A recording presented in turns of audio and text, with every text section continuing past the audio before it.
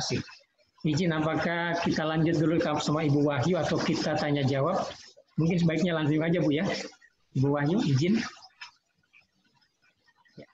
Silakan Ibu Wahyu.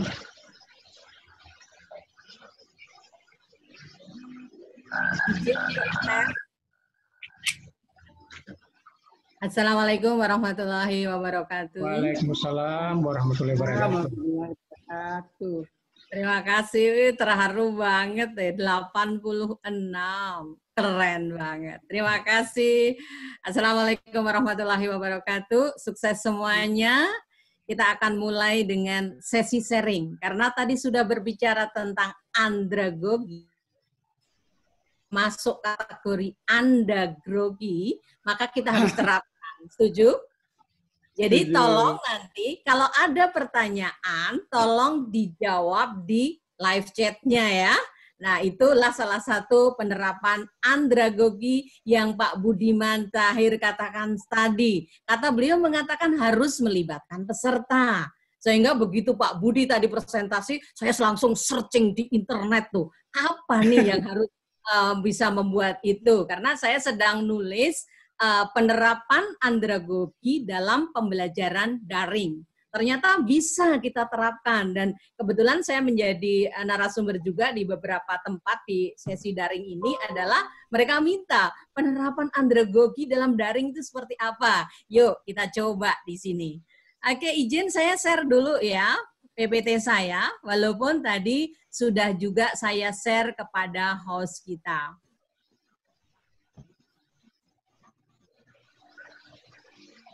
Sudah terlihat Ibu dan Bapak? Sudah Ibu, sudah Bu. Ya. Oke, baik. Mantap. Sudah. Ya. Diperbesar Bu, diperbesar. Oke, baik. Kita patut bersyukur karena di ruangan kita ini ada Ibu Kepala Badan yang sangat luar biasa. Orangnya cantik, tapi sekarang berada di sana. Ini semua Widya Iswaranya harus senang banget tuh, karena dari Badan Diklat Palu kalau nggak salah. Orang Palu itu orang luar biasa. Orangnya ya, karena setiap hari di Palu dan makannya sayur paku. Baik, teman-teman yang saya cintai, nah kita akan masuk kepada keterkaitan antar agenda dalam membangun kompetensi kepemimpinan melayani. Oke, ini rujukan-rujukannya dan bahan saya sudah saya konsultasikan dengan Lembaga Administrasi Negara. Dalam hal ini adalah dengan Pak Bayu dan Bu Erna. Waktu ini sudah saya sampaikan, ini materi kami untuk teman-teman kita agenda 3 luar biasa nih. Dengan Pimpronya, pimpinan provokator maksudnya. Itu adalah Pak Elham. Saya sebut ini Pak, ada sudah teman-teman agenda 3. Oke, baik. Ini yang akan saya sajikan pada hari ini. Baik, teman-teman yang saya cintai, ada quote seorang Andre mengatakan bahwa tidak bisa menjadi pemimpin besar seseorang yang ingin mengerjakan semuanya atau seseorang yang ingin mendapatkan semua pengakuan atas tindakan. Oleh karena itu, karena pemimpin sangat sulit, maka seorang pemimpin harus memiliki berbagai kompetensi, baik kompetensi teknis, kompetensi manajerial, maupun kompetensi Bunda. Untuk mewujudkan itu, maka seorang pemimpin diperlukan bermacam-macam peningkatan kompetensi. Lembaga administrasi negara. Suaranya kedengaran? Agak kecil Bunda, tapi kedengaran. Kecil suaranya. Oke. Baik, kalau gitu tidak saya pakai suara ini, tapi pakai suara saya sendiri aja ya. Nah, lebih bagus Bunda, suara Bunda aja. Baik. Ya. Kalau suara asli bagus. Oke, baik. Tapi tidak saya slideshow, karena kalau slideshow sudah langsung suara yang sudah saya rekam. Ya. Baik, tidak bisa menjadi seorang pemimpin besar, seseorang yang ingin mengerjakan semuanya sendiri. Atau seseorang yang ingin mendapatkan semua pengakuan atas tindakannya tersebut. Itu Andre Carnegie. Nah, oleh karena itu, seorang pemimpin harus memiliki kompetensi-kompetensi. Kompetensi seorang pemimpin diantaranya adalah kompetensi teknis. kompetensi manajerial, dan kompetensi sosio-kultural. Lembaga administrasi negara melalui pelatihan kepemimpinannya mencoba untuk memberikan yang disebut dengan kompetensi manajerial. Di sini ada jenjang-jenjangnya. Untuk JPT Madya adalah kepemimpinan yang sifatnya sinergis. Untuk JPT Pratama adalah kepemimpinan strategi. Untuk administrator adalah kepemimpinan manajemen kinerja. Dan yang terakhir adalah level jabatan pengawas adalah kepemimpinan melayani. Yang akan kita bahas saat ini adalah level pengawas. Karena saya tidak bisa dalam waktu singkat ini langsung membahas di kepemimpinan administrator dan pengawas. Teman-teman yang saya cintai, pertanyaan berikutnya adalah kompetensi apa sih yang akan diberikan dalam kepemimpinan pengawas ini? Nah, di sini adalah mewujudkan sosok kepemimpinan melayani. Dari dua hal ini diwujudkan dalam yang pertama, membangun karakter dan sikap perilaku kepemimpinan Pancasila yang berintegritas, menjunjung tinggi etika birokrasi, dan bertanggung jawab dalam pengendalian pelayanan publik di unit organisasinya sebagai bentuk perilaku kepemimpinan Pancasila dan bela negara. Kemudian, wujud yang kedua adalah mengaktualisasikan. Apa itu yang diaktualisasikan? Yang diaktualisasikan adalah kepemimpinan pelayanan dan pengendalian pekerjaan sesuai dengan bidang tugasnya dengan melakukan inovasi, kolaborasi, dan mengoptimalkan seluruh potensi sumber daya internal dan eksternal dalam rangka implementasi peningkatkan kinerja pelayanan publik yang dilakukan oleh pejabat pengawas. Nah, teman-teman yang saya cintai, untuk perwujudan yang pertama, membangun karakter dan sikap perilaku kepemimpinan Pancasila, menurut teman-teman, ini sebenarnya masuk agenda mana? Kemudian yang kedua, itu agenda yang mana juga? Kami persilakan untuk tolong ditulis di dalam live chat-nya. Saya kasih waktu 2 menit untuk menuliskan di live chat. Untuk kompetensi yang pertama ini agenda mana yang terkait, kemudian yang ini agenda mana juga yang terkait. Silakan langsung ditulis di live chat-nya.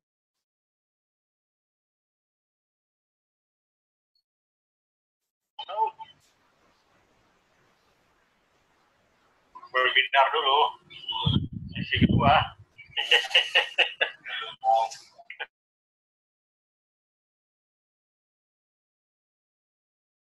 Wow, keren banget nih. Sudah ya? Ada yang mengatakan agenda 2, agenda 1. Oke, luar biasa. Iya, yang pertama adalah agenda 1, itu Mbak Tuti. Kemudian Pak Tagor, oke, betul. Iya, cukup teman-teman, sangat luar biasa. Kita beri semangat dong untuk kita semuanya. Iya, oke, keren. Baik, teman-teman yang saya cintai, betul. Kalau kita berbicara tentang membangun karakter dan sikap perilaku, berarti ini di agenda 1, yaitu terkait dengan agenda yang kepemimpinan Pancasila itu sendiri. Sedangkan yang kedua, mengaktualisasikan ini masuk agenda 2, agenda 3, dan agenda 4, teman-teman. Jadi sebenarnya sudah kelihatan banget kalau tadi oleh Pak Budi dikatakan bahwa orang dewasa itu senang apabila pembelajarannya itu terkait satu sama lain. Oleh karena itu pada waktu pembelajaran teman-teman harus mengkaitkannya antara agenda 1, agenda 2, agenda 3, dan agenda 4.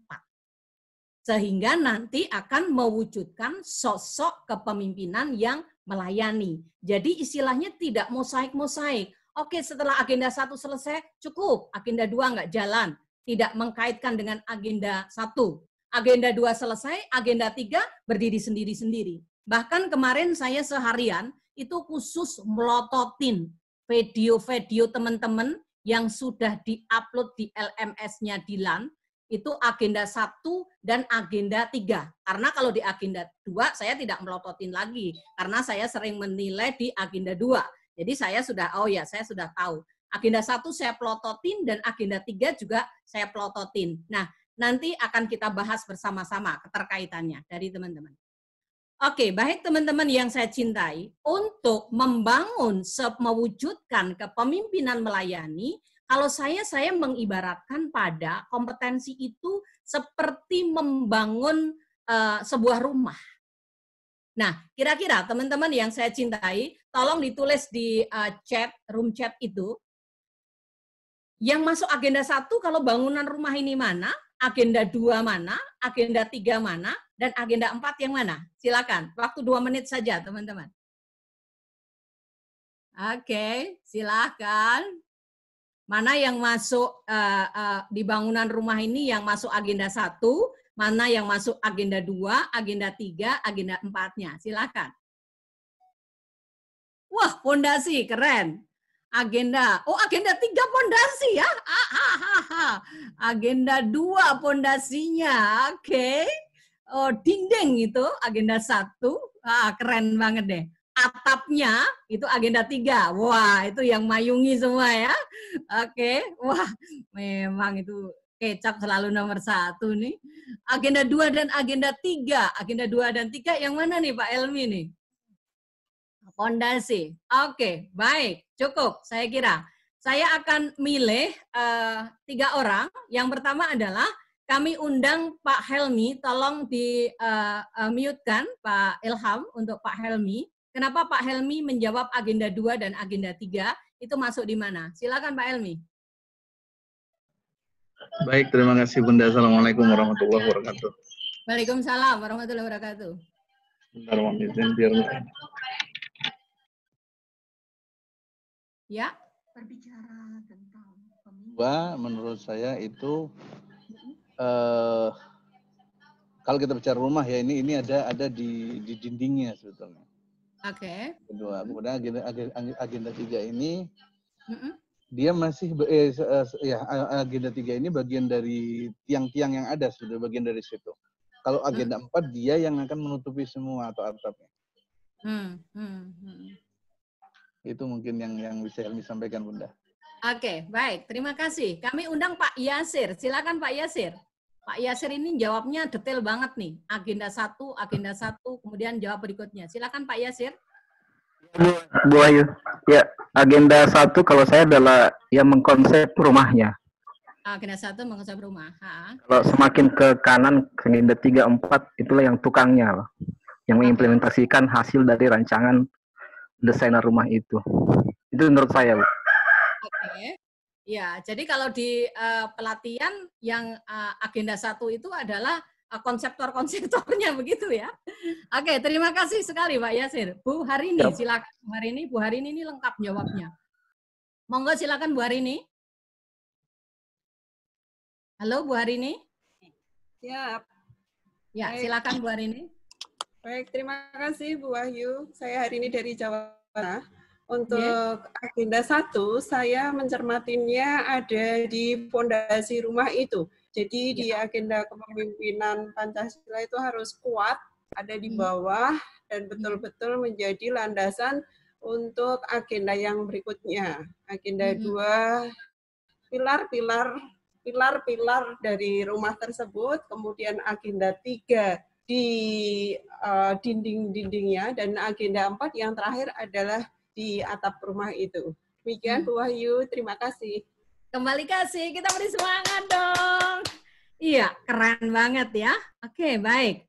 Kita lihat sekarang fondasi. Fondasi adalah agenda 1. Baik, teman-teman. Mari kita coba untuk melihat keterkaitan ini dengan sebuah cerita berikut ini. Saya akan membacakan sebuah cerita, nanti kemudian teman-teman kaitkan dengan hal yang tadi, yang pertama. Gempa bumi dan tsunami Sulawesi tahun 2018 adalah peristiwa gempa bumi berkekuatan 7,4 mm. diikuti dengan tsunami yang melanda pantai barat Pulau Sulawesi, Indonesia. Bagian utara pada tanggal 28 September 2018, yakni pukul 18.02 WITA. Gempa memicu tsunami hingga ketinggian 5 meter di kota Palu. Saat itu, saya sedang menonton berita di TV One. Yang terbayang dalam benak saya adalah bagaimana seorang peserta pelatihan kami yang sedang melakukan off, beliau tinggal di Palu. Beliau orangnya penuh canda, beliau orangnya suka memberikan sesuatu di kelas sangat luar biasa. Bayangan saya adalah bagaimana beliau mengaplikasikan proyek perubahannya. Kemudian saya coba ambil HP dan saya coba untuk melakukan WA dengan para koci. Semua peserta menanggapi dari 9 orang, kecuali 1 orang yang berasal dari Palu. Sehingga hari kedua saya lihat lagi belum, hari ketiga belum. Seminggu berikutnya beliau menghubungi saya dan beliau bercerita kondisi yang sebenarnya. Beliau mengatakan, Bu Wahyu, semua data saya hilang. Padahal tinggal 1 bulan lagi, Bu, kita melakukan. Proyek saya tidak jalan. Saya mengatakan, yang penting Bapak selamat, putra-putri Bapak selamat, masalah pekerjaan nanti nomor 2. Apa kata beliau? Tidak, Ibu. Saya dibiayai oleh masyarakat dalam pelatihan ini. Saya harus bisa menunjukkan. Terus kemudian apa cara Bapak melakukan? Nanti dalam kondisi sudah agak ini, karena anak-anak saya sekarang saya ungsikan di Makassar. Kalau sudah kondisi agak memungkinkan, saya akan mencoba memulai dari awal lagi. Dan data sebelumnya kebetulan sudah saya masukkan di Mbak Yu saya di YouTube. Saya sudah titipkan ke sana. Oh, keren banget. Apa yang terjadi teman-teman yang saya cintai? Pada waktu seminar laporan proyek perubahan, ternyata beliau menyajikannya sangat rigid, bahkan semua tim evaluator yang terdiri dari 3 orang, karena di tempat kami evaluatornya 3 orang, 1 orang dari lembaga administrasi negara malah menangis melihat karya beliau, bagaimana beliau naik motor di tengah-tengah kondisi yang banyak sekali korban-korban rumah yang hancur dan lain sebagainya. Teman-teman yang saya cintai, beliau mampu mewujudkan proyek perubahannya. Pertanyaan saya adalah, beliau menerapkan apa itu sehingga proyek perubahannya bisa tercapai? Silakan siapa yang akan bicara, monggo. Bisa angkat tangannya, kemudian nanti di mute oleh Pak Ilham. Halo? Halo? Halo? Silakan Bapak Ibu. Iya.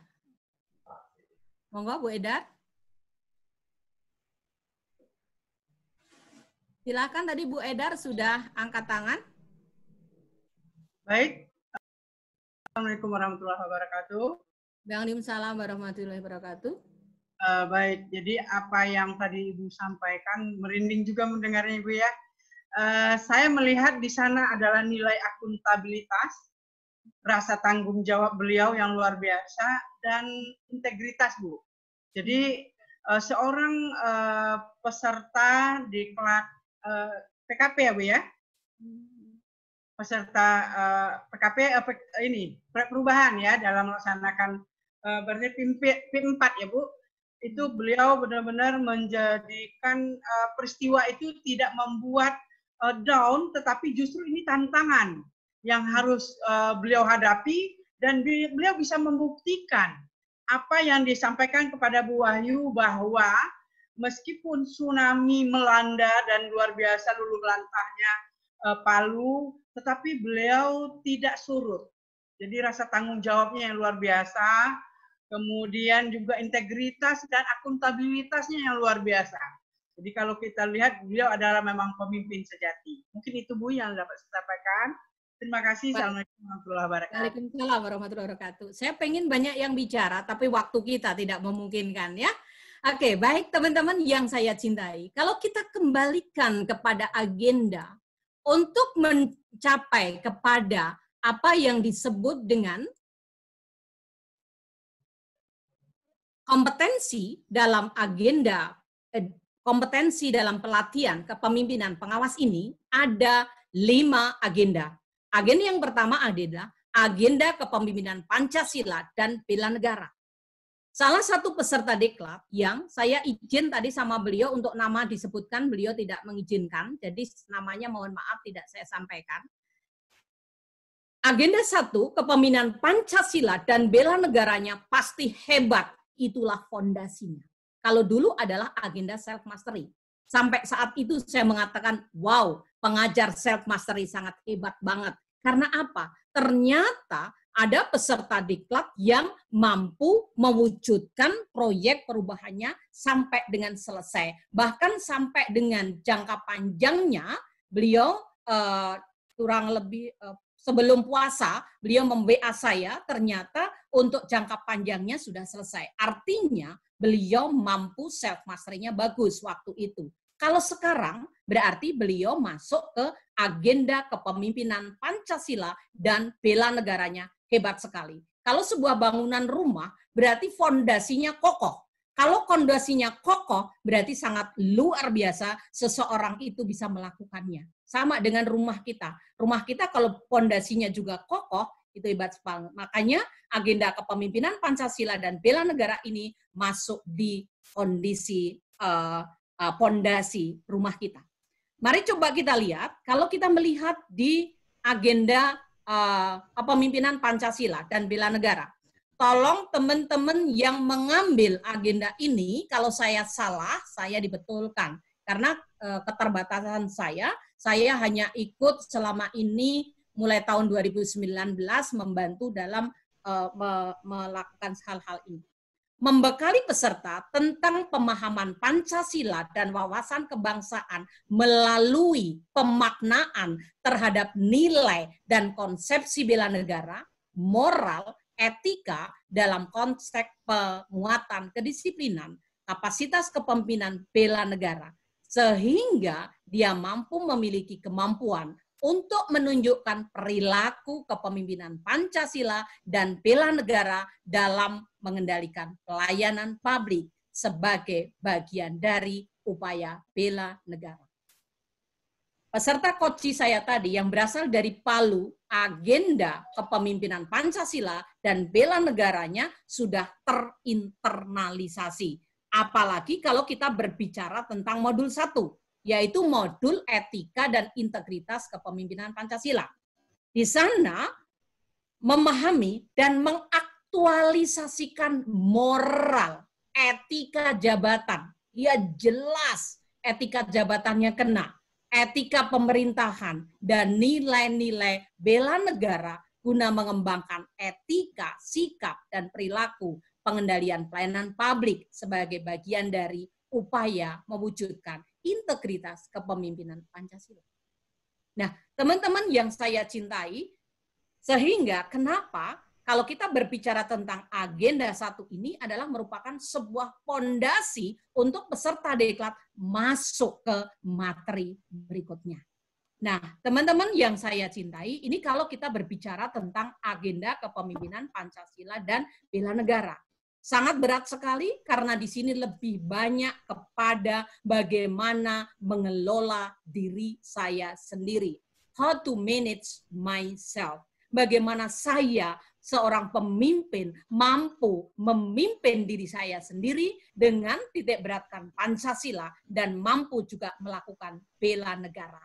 Ini fondasi yang saya sangat kokoh. Bagaimana saya akan mampu memimpin orang lain apabila saya tidak mampu mengelola diri saya sendiri. Nah, sehingga saya melirik teman-teman di agenda 1, di video-videonya, ini sebetulnya akan lebih bagus lagi kalau beliau menambahkan keterkaitannya dengan nanti di agenda 2, agenda 3, apalagi juga di agenda 4. Jadi peserta tidak lepas begitu saja. Karena kalau berbicara tentang Pancasila gitu, teman-teman, aduh setiap hari sudah iklannya Pancasila ini, apalagi nih di Deklat kok ada pembahasan ini. Nah, kalau kita internalisasi, kita kaitkan dengan agenda 2, agenda 3, apalagi ke agenda keempat, ini mereka, oh ternyata ada benang merahnya. Pak Budi tadi sudah menegaskan bahwa orang dewasa akan ikut mengikuti kegiatan apabila mengetahui ke arah mana yang akan dibahas dan akan ada keterkaitan antar satu dengan yang lainnya. Jadi, teman-teman yang saya cintai karena Allah, kalau kita berbicara di agenda 1 ini, agenda kepemimpinan Pancasila dan bela negara, tentunya di sini lebih banyak kepada mengelola diri saya sendiri, lebih banyak kepada internalisasi nilai-nilai. Kalau kita berbicara tentang internalisasi nilai-nilai, berarti lebih banyak kepada yang kita garap adalah subconscious peserta pelatihan kita. Pikiran bawah sadar peserta pelatihan kita. Tadi saya membacakan sebuah cerita tadi, kemudian saya minta Bapak dan Ibu untuk bicara, itu saja kayaknya agak lama banget tuh. Artinya apa? Bapak dan Ibu dengan cerita tadi masuk ke subconscious-nya. Atau mungkin teman-teman yang dari Palu langsung terrecall pikiran bawah sadarnya terhadap peristiwa tahun 2018. Nah, itu teman-teman yang saya cintai di agenda 1. Jadi bagaimana menginternalisasi nilai-nilai kepemimpinan Pancasila dan juga bela negara. Jangan lepas dari itu, kemudian kaitkan dengan agenda 2. Karena di agenda 2, titik beratnya adalah agenda kepemimpinan, pelayanan. Berarti kalau agenda 1 adalah mengelola diri, agenda kedua mengelola orang lain. Bagaimana saya mampu mengelola orang lain. Nah, mari kita coba teman-teman yang saya cintai, di agenda yang kedua ini, agenda kepemimpinan pelayanan, agenda ini membekali peserta dengan kemampuan mendiagnosis masalah, menemukan gagasan melalui berpikir dengan memberdayakan dan membangun tim yang didukung oleh komunikasi dalam memimpin pengendalian pelayanan. Teman-teman yang saya cintai, jadi di agenda 2 ini setiap mata latihan itu ada produknya, teman-teman. Nah, tolong nanti di agenda 3, teman-teman juga perlu mendiskusikan dengan kelompoknya, produk-produknya apa sih di setiap mata deklat. Apa keterkaitannya dengan aktualisasi kepemimpinan dan keterkaitannya dengan melakukan studi lapangannya. Jadi dalam setiap pembelajaran, setiap teman-teman memandu, kaitkan dengan agenda 4. Kaitkan dengan agenda 2, kaitkan dengan agenda 1. Karena orang dewasa tidak suka mosaik-mosaik. Dia harus selalu diingatkan. Orang dewasa itu cepat lupa kalau tidak diingatkan. Dan ingat, hukum otak yang pertama mengatakan otak menyimpan informasi dalam sinap-sinap otaknya. Pada waktu di agenda 1, di sana sudah diinstalkan nilai-nilai kepemimpinan Pancasila dan bela negara. Tapi begitu masuk di agenda 2, pengajar agenda 2 tidak mengkaitkan dengan agenda 1, maka di situ sudah subconscious-nya kurang karena apa? Dengan selalu diulang, itu akan selalu masuk ke pikiran bawah sadar. Teman-teman yang saya cintai, produknya apa sih yang ada di diagnosis kebutuhan organisasi? Jadi teman-teman yang saya cintai, pengajar diagnosis kebutuhan organisasi harus mengkaitkan dengan agenda 1, bahwa seorang pemimpin perubahan harus selalu melakukan perubahan-perubahan. Tapi bukan sekedar hanya berubah, tapi berubah yang inovatif. Karena kalau berubah saja, tidak ada perubahan inovatif, itu tidak akan efektif dan efisien. Demikian juga dalam pelayanan publik. Untuk membuat sebuah perubahan agar sesuai dengan need masyarakat, maka harus dilakukan mendiagnosis kebutuhan organisasi. Oleh karena itu, disinilah masuk diagnosis kebutuhan organisasi 18 jam, mulai dari isu aktualnya sampai melakukan diagnosis. Nah, di sini dalam mendiagnosis, ingatkan bahwa dalam melakukan diagnosis, kita juga harus ingat pada materi di agenda 1, yaitu terkait dengan nilai-nilai integritas yang ada. Kemudian di agenda diagnosis organisasi, kebutuhan organisasi, produknya 2, yaitu diagnosis kebutuhan organisasi kelompok dan individu. Kemudian dari sana, masuklah pengajar yang kedua adalah berpikir kreatif dalam pelayanan. Ingat, yang namanya perubahan tidak hanya sekedar berubah, tapi berubahnya harus kreatif dan inovatif. Oleh karena itu, harus dikaitkan dengan hasil DR. Hasil DR-nya diapakan?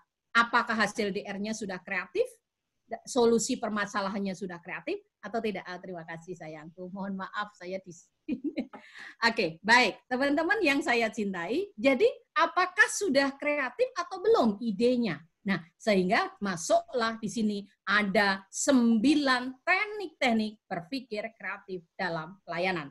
Nah, disitulah dibahas produk akhirnya adalah rancangan. Ini ingat Ibu dan Bapak, produk akhirnya di berpikir kreatif dalam pelayanan itu produknya adalah rancangan strategi inovasi yang nanti akan dikuliti lagi di agenda 3. Jadi agenda 3 nggak lepas dengan agenda 2 gitu.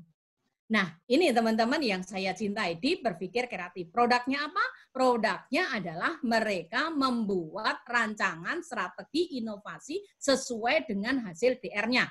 Itu hasil kelompok dan juga hasil individu. Yang individu nanti di PR-kan mereka bikin sendiri. Nah, setelah mereka bikin strategi, maka mereka akan dibekali dengan pengetahuan membangun tim efektif. Di materi ini tidak ada materi tentang stakeholder dan lain sebagainya, karena itu nanti akan dibahas di agenda yang ketiga. Kalau nggak salah, di sana ada materi yang sangat luar biasa sekali, yaitu terkait dengan perencanaan kegiatan pelayanan publik. Betul? Nah, di sanalah akan dikupas tuntas itu. Jadi, teman-teman yang saya cintai, agenda 2 ini adalah embrio-embrio yang harus dimatangkan di agenda 3. Gitu.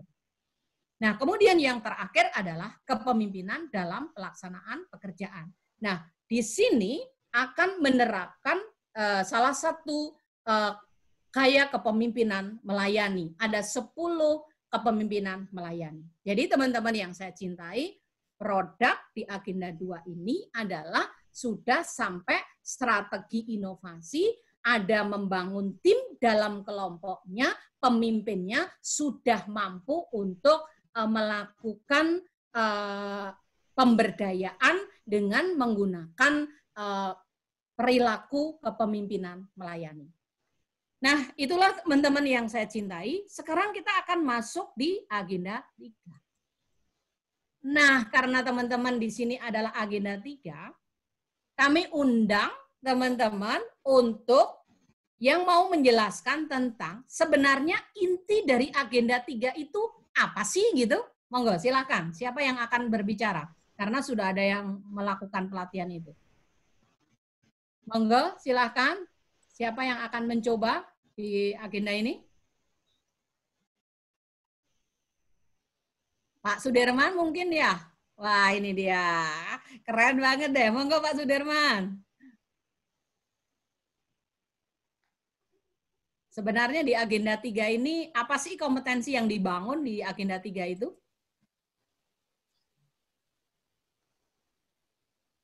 Halo, everybody.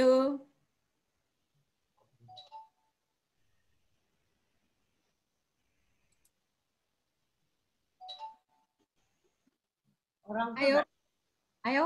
Atau yang lain tolong dituliskan di chat dulu juga boleh. Ya, inti dari agenda 3 itu sebenarnya apa sih? Pak Gusman, materinya sudah di-share loh ya. Oh, suaranya mati kata. Suara saya mati ya? Wah, padahal saya udah kenceng banget nih. Makasih Bunda, makasih. Oke. Baik, silakan teman-teman yang saya cintai. Oh, kompetensi yang dibangun di agenda 3 itu apa sih? Pastinya tahu persis dong.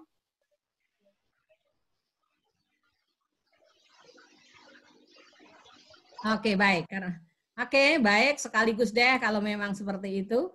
Kita coba ya. Kalau salah tolong dibetulin, teman-teman ya.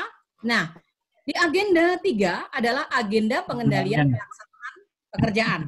Membekali peserta dengan kemampuan mengendalikan kegiatan pelayanan publik. Titik beratnya adalah mengendalikan kegiatan pelayanan publik dengan mengedepankan perencanaan kegiatan dan anggaran pelayanan publik yang berorientasi terhadap manajemen mutu, manajemen pengawasan, dan manajemen pengendalian, serta mampu mengoptimalkan pemanfaatan teknologi, informasi, dan komunikasi.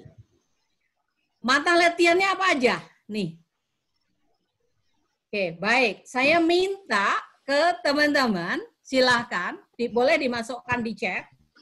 Kira-kira keterkaitannya teknik komunikasi ini dengan agenda 2 itu di mana? Terkaitannya dengan agenda 1 ada di mana? Demikian juga di perencanaan, di penyusunan RKA, pelatihan publik digital, manajemen mutu, dan manajemen pengawasan. Karena saya setuju dengan Pak Budi tadi bahwa orang dewasa itu senang apabila tahu persis keterkaitan satu dengan yang lain. Itu salah satu sifat orang dewasa. Oke, baik, saya akan lihat di chattingnya ini. Siapa yang sudah nih? Apa keterkaitan teknik komunikasi publik dengan materi sebelumnya? Ayo, bogo, silakan.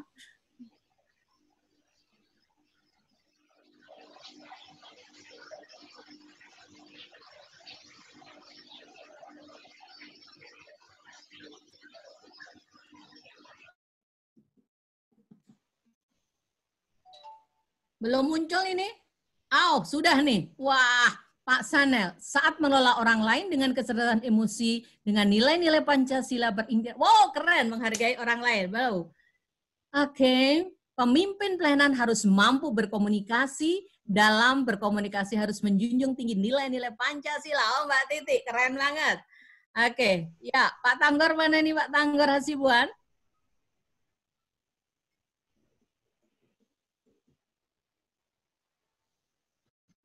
Ya, siap. Oke. Oke, disampaikan aja Pak Tanggor. Silakan Pak Tanggor. Menurut ya, Bapak gimana Pak ini? Balik kasih. Ya, keterkaitan komunikasi itu ya tentunya dalam rangka buat pelaksanaan mulai dari agenda 1 harus terkait dengan menggunakan komunikasi yang baik. Di dalam komunikasi kan kita pahami bahwasanya ada beberapa teknik komunikasi.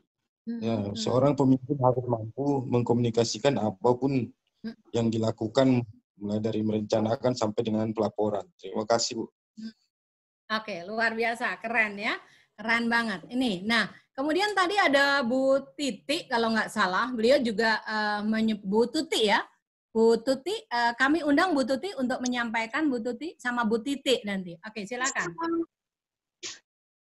Bu Tuti dulu, silakan Bu Tuti.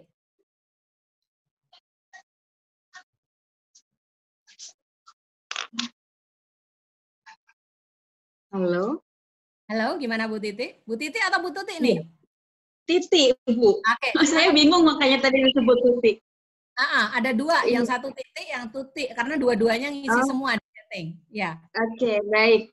Kalau dalam persepsi saya, teknik komunikasi publik itu harus dimiliki, kompetensi ini harus dimiliki oleh semua pemimpin, baik dia pengawas maupun dia administrator, karena dia yang harus menjadi leader ya.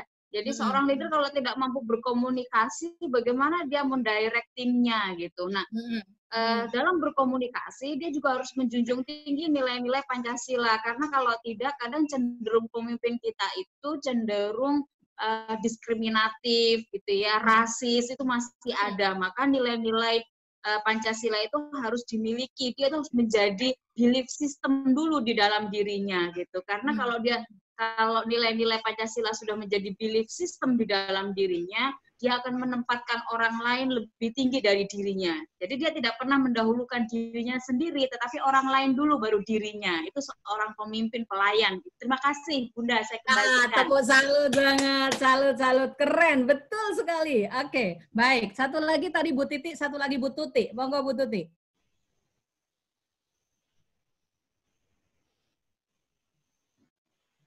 Halo, halo.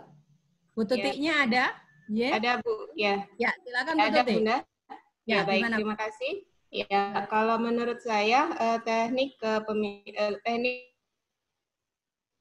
memang harus dimiliki oleh seorang pelayan, terutama dalam hal ini adalah pelayan yang langsung berhubungan dengan masyarakat ya. Kalau saya lebih kepada sifat empati di sini, Bu. Ya, jadi sifat empati ini adalah salah satu dari pengamalan sila-sila sama sila kemanusiaan yang adil dan beradab gitu. Jadi seorang pemimpin dalam hal ini adalah seorang pemimpin pengawas itu harus bisa memberikan motivasi kepada pelaksana yang ada di bawahnya untuk memberikan pelayanan yang baik kepada masyarakat melalui sikap empatinya kepada masyarakat tersebut. Itu saja menurut saya, Bu Wahyu. Terima kasih. Baik, keren banget, luar biasa. Betul? Jadi di dalam mengajar terkait dengan teknik komunikasi di sini, teman-teman yang saya cintai, ingat kaitkan dengan agenda 1. Karena di situ kalau tidak salah, kalau mohon maaf, kalau saya salah tolong dibetulkan. Kalau tidak salah, di sana ada materi yang terkait dengan bagaimana sih komunikasi efektif dengan empatinya. Empati bisa dikaitkan dengan agenda 1. Kemudian di sana juga ada teknik presentasi, betul? Teknik presentasi. Nah, tolong teman-teman yang saya cintai, kaitkan dengan agenda 2. Jadi teman-teman bisa memberikan bahwa di agenda 2, Anda sudah memiliki sebuah rancangan inovasi dalam bentuk blueprint. Dan Anda juga sudah membuat sebuah tim di tim organisasi Anda. Anda sudah membuat bahwa tim Anda mulai dari tim yang norming, storming, sampai dengan performing yang sudah dipelajari di agenda 2. Dan Anda juga sudah menerapkan kepemimpinan terkait dengan kepemimpinan melayani. Nah, oleh karena itu, dalam kesempatan ini kita akan membahas tentang komunikasi publik. Nah, komunikasi publik itu keterkaitannya di mana? Pada waktu dia nanti akan berada di sebuah tim, empati mana yang digunakan? Interpersonal yang di mana? Jadi tolong setiap materi pelatihan kaitkan. Nah, kemudian yang kedua, masuk di materi perencanaan kegiatan pelayanan publik. Saya menemukan video yang sangat luar biasa, bagus banget tuh untuk perencanaan kegiatan pelayanan publik. Penjelasannya sangat rigid, sangat rinci sekali. Punya siapa? Nggak tahu, beliau ada nggak di sekarang di sini? Pak Nandang Iskandar, beliau Widya Iswara dari BPN. Tolong itu di YouTube, di Mbak Yu saya, Mbak YouTube, itu Bapak Ibu cermati. Beliau menjelaskan secara rigid banget sih bagaimana perencanaan kegiatan pelayanan publik. Bapak dan Ibu bisa ngaitkan dengan agenda 2. Di agenda 2, peserta sudah punya blueprint tentang rancangan aktualisasi, rancangan inovasinya dalam bentuk garis besar, yaitu dengan kanvas model inovasinya. Nah, oleh karena itu tidak akan bisa dilakukan dengan baik apabila tidak dilakukan perencanaan kegiatan secara sistematis. Bapak dan Ibu bisa menjelaskan tahapan-tahapan kegiatan perencanaan pelayanan publik. Kalau saya tidak salah, tolong dibetulkan, karena saya bukan mengampu agenda 3, tapi karena saya mempelajari, ya saya coba sampaikan. Di dalam perencanaan kegiatan pelayanan publik ada 4. Yang pertama adalah analisis kelompok masyarakat, berarti itu dilakukan DR. Nah, untuk itu kaitkan, Anda sudah melakukan diagnosis kebutuhan organisasi menggunakan pisau-pisau analisis tertentu. Kemudian, Anda juga harus mengidentifikasi faktor internal dan eksternalnya. Dalam DR, Anda sudah melakukan itu, kaitkan lagi dengan DR.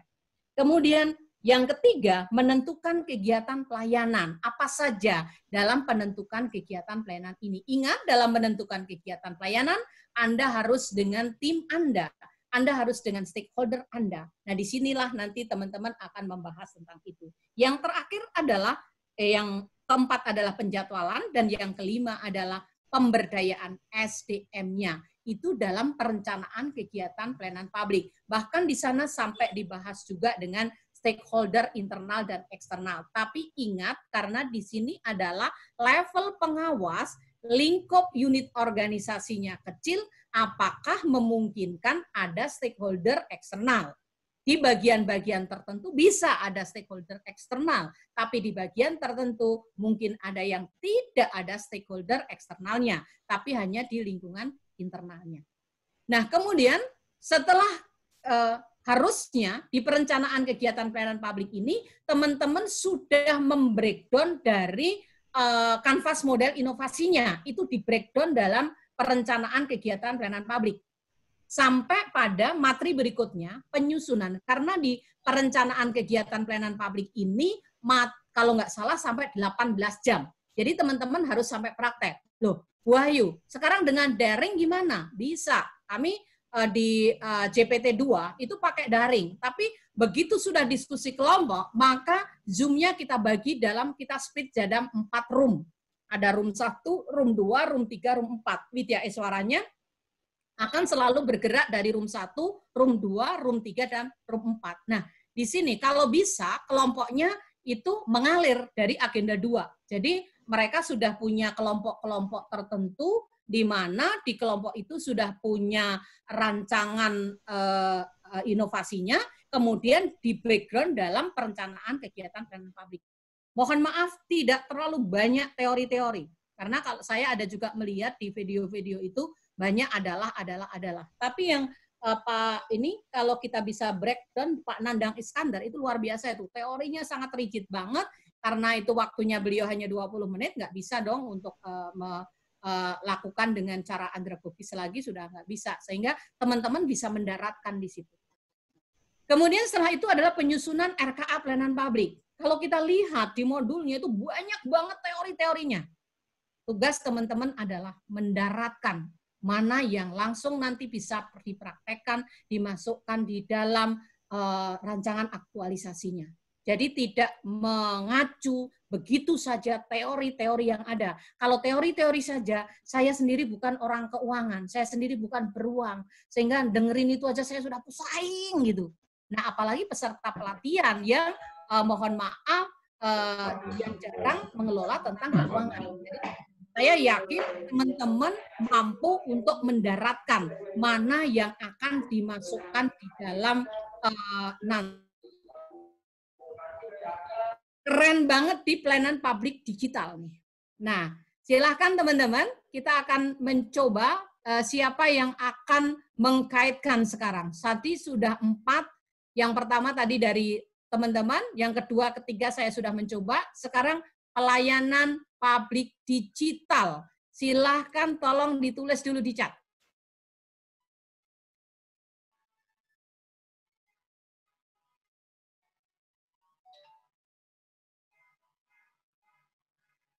Iya, monggo silahkan. Pelayanan publik digital, apa kaitannya dengan proper?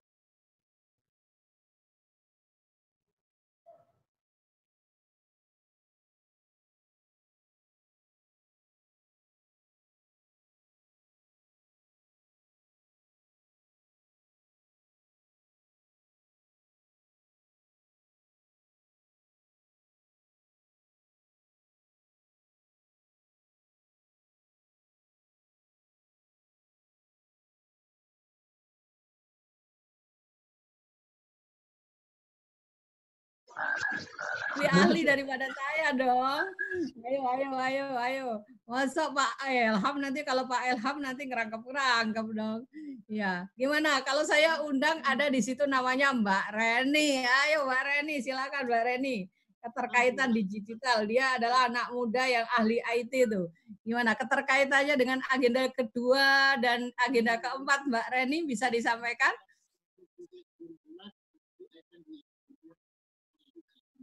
Adakah Mbak Reni di situ?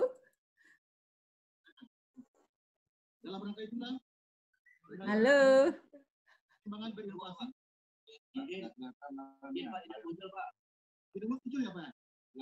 Ayo.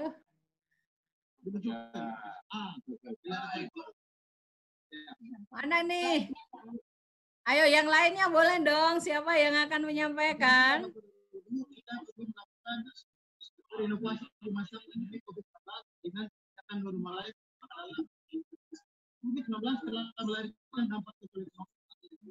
Saya coba bawa. Oh, silakan Mbak Maria. Keren. Yuk, silakan Mbak Maria.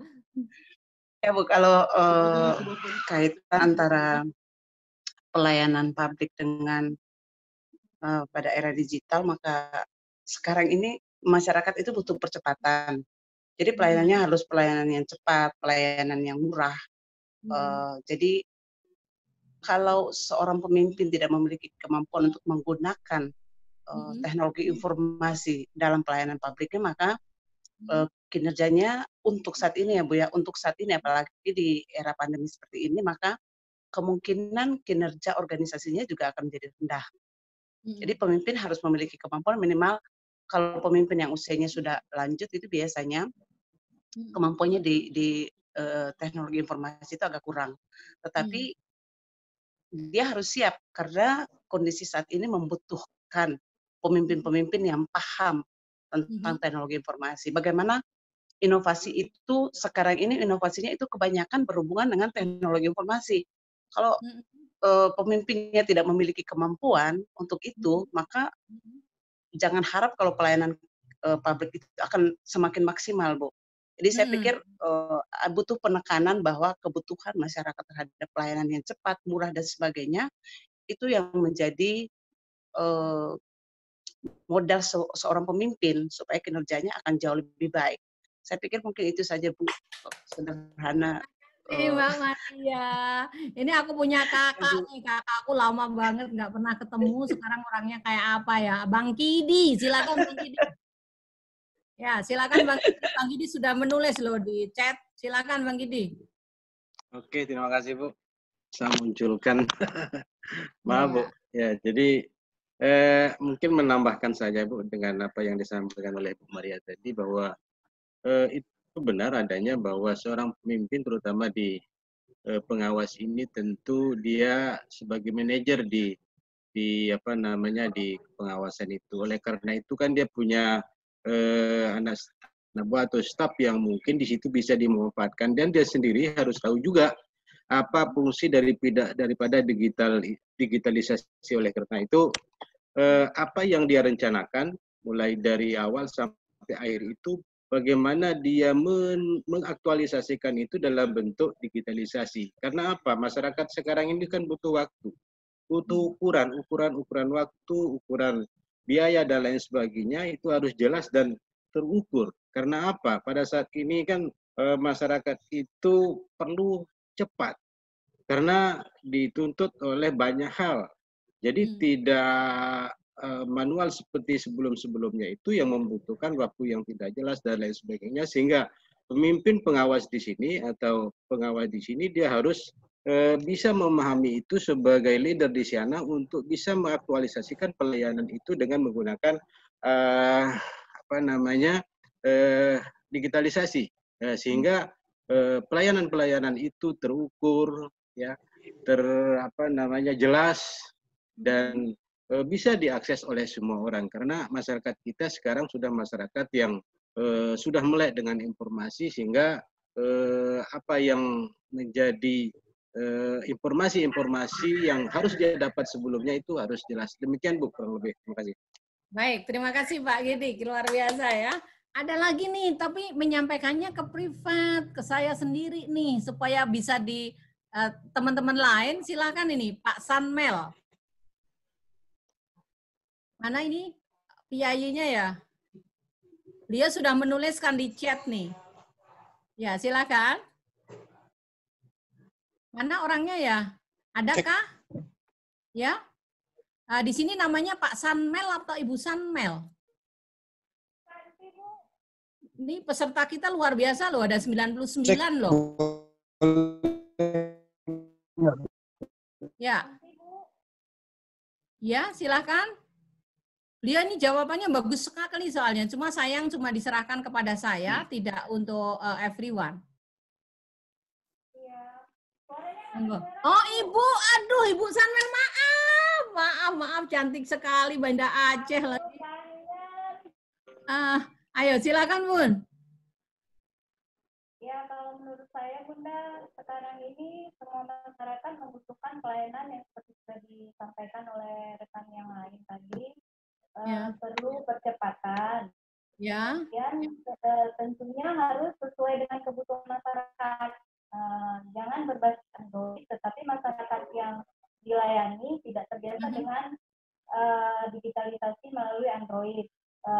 Mungkin bisa saya contohkan, mungkin Bunda, pengalaman pribadi pada saat saya harus membantu ibu saya autentifikasi suspend. Jadi kalaupun berbasis Android, harus dipikirkan juga bagaimana masyarakat yang tidak memiliki HP berbasis Android. Jadi tetap kembali lagi ke DR-nya, walaupun sekarang sudah era 4.0, tetap harus diperhatikan juga masyarakat yang dilayani. Kira-kira demikian. Luar biasa. Ada lagi nih jawabannya panjang lebar keren, Pak Suparman nih. Silakan Pak Parman. Ini Pekanbaru Riau nih. Barakallah Bu Wahyu, terima kasih banyak. Barangkali sama Bu, semuanya saya melengkapi saja. Salah satunya adalah di PKP itu di pengawas. Karena memang diharapkan para pengawas ini, pejabat pengawas ini, mampu mengoperasionalkan aksi perubahannya. Salah satu aksi perubahan tentunya melalui media digital pada era global. Sehingga memang di dalam PKA kan tidak ada, tapi hanya di PKP. Karena memang di PKP itu pengawas sendiri harus punya keterampilan dalam memberikan pelayanan publik. Salah satu supaya efektif dan efisien adalah melalui digitalisasi pelayanan itu sendiri. Nah, ini keterkaitan barangkali di agenda 2 ini Bu, ya ada 334 ya, bahwa ada di situ digitalisasi pelayanan publik. Ya. Dan kemudian juga dalam mengoperasionalkan kegiatan tentunya memberikan pelayanan kepemimpinan yang melayani. Diharapkan sesuai dengan perkembangan kebutuhan masyarakat itu sendiri, sesuai dengan eranya, bahwa masyarakat ini lebih efektif dan lebih efisien tentunya menyampaikan informasi ya, digitalisasi global. Nah, bagaimana kalau seorang pejabat pengawas tidak bisa memanfaatkan, memberdayakan, mengoperasionalkan teknologi informasi dalam memberikan pelayanan publik? Ini sangat mustahil dalam memberikan kapasitas sebagai. Mungkin ini Bu Wahyu masukan saja sebagai kelengkapan di kawan-kawan lain. Terima kasih. Assalamualaikum warahmatullahi wabarakatuh semuanya. Waalaikumsalam warahmatullahi wabarakatuh. Baik, terima kasih. Masih banyak pasti yang mau menyampaikan, tapi waktu juga ya. Baik, saya kira luar biasa teman-teman yang saya cintai terkait dengan pelayanan publik digital. Ya. Saya melihat banyak video karena hampir seharian kemarin saya muter video khusus untuk agenda 3 itu saya setengah hari tuh memutar apa-apa yang sudah dihasilkan oleh teman-teman semuanya. Ada satu hal yang sangat luar biasa yang saya lihat di sana adalah dia selain memberikan sesuatu wawasan juga menstimulus pikiran bawah sadar peserta pelatihan, yaitu dengan memberikan contoh-contoh terkait dengan karena waktu yang dulu adalah proyek perubahan.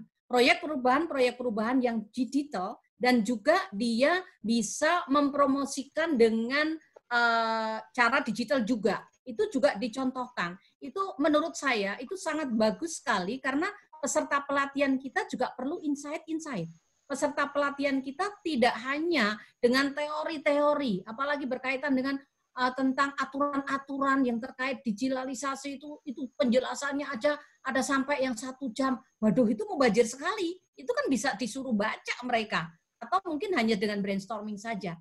Tapi yang lebih teman-teman berikan juga di sini adalah bagaimana bisa memberikan insight-insight terhadap proyek-proyek perubahan yang sudah ada yang terkait dengan digitalisasi. Dan juga teman-teman mungkin bisa browsing juga. Oh, sekarang seperti kemarin di Banyuwangi.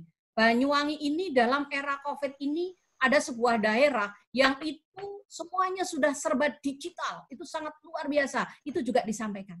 Sehingga teman-teman bisa nyetel videonya, mereka suruh melihat, dan apa sih yang bisa dia pelajari, itu akan memprovokasi ide kreatif dia yang sudah diberikan di agenda 2. Sehingga teman-teman di sini tinggal mengatakan bahwa oh, kemarin teman-teman sudah membuat sebuah rancangan dan juga sudah membuat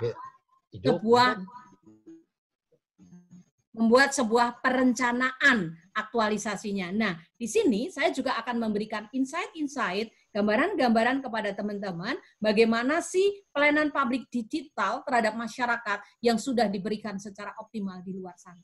Nah, itu juga saya pikir, wih, ini keren banget nih. Tidak hanya sekedar teori-teori adalah. Karena kalau adalah itu pesertanya juga udah boring, apalagi nanti sudah menuju kepada yang sekarang kalau nanti menggunakan daring gitu.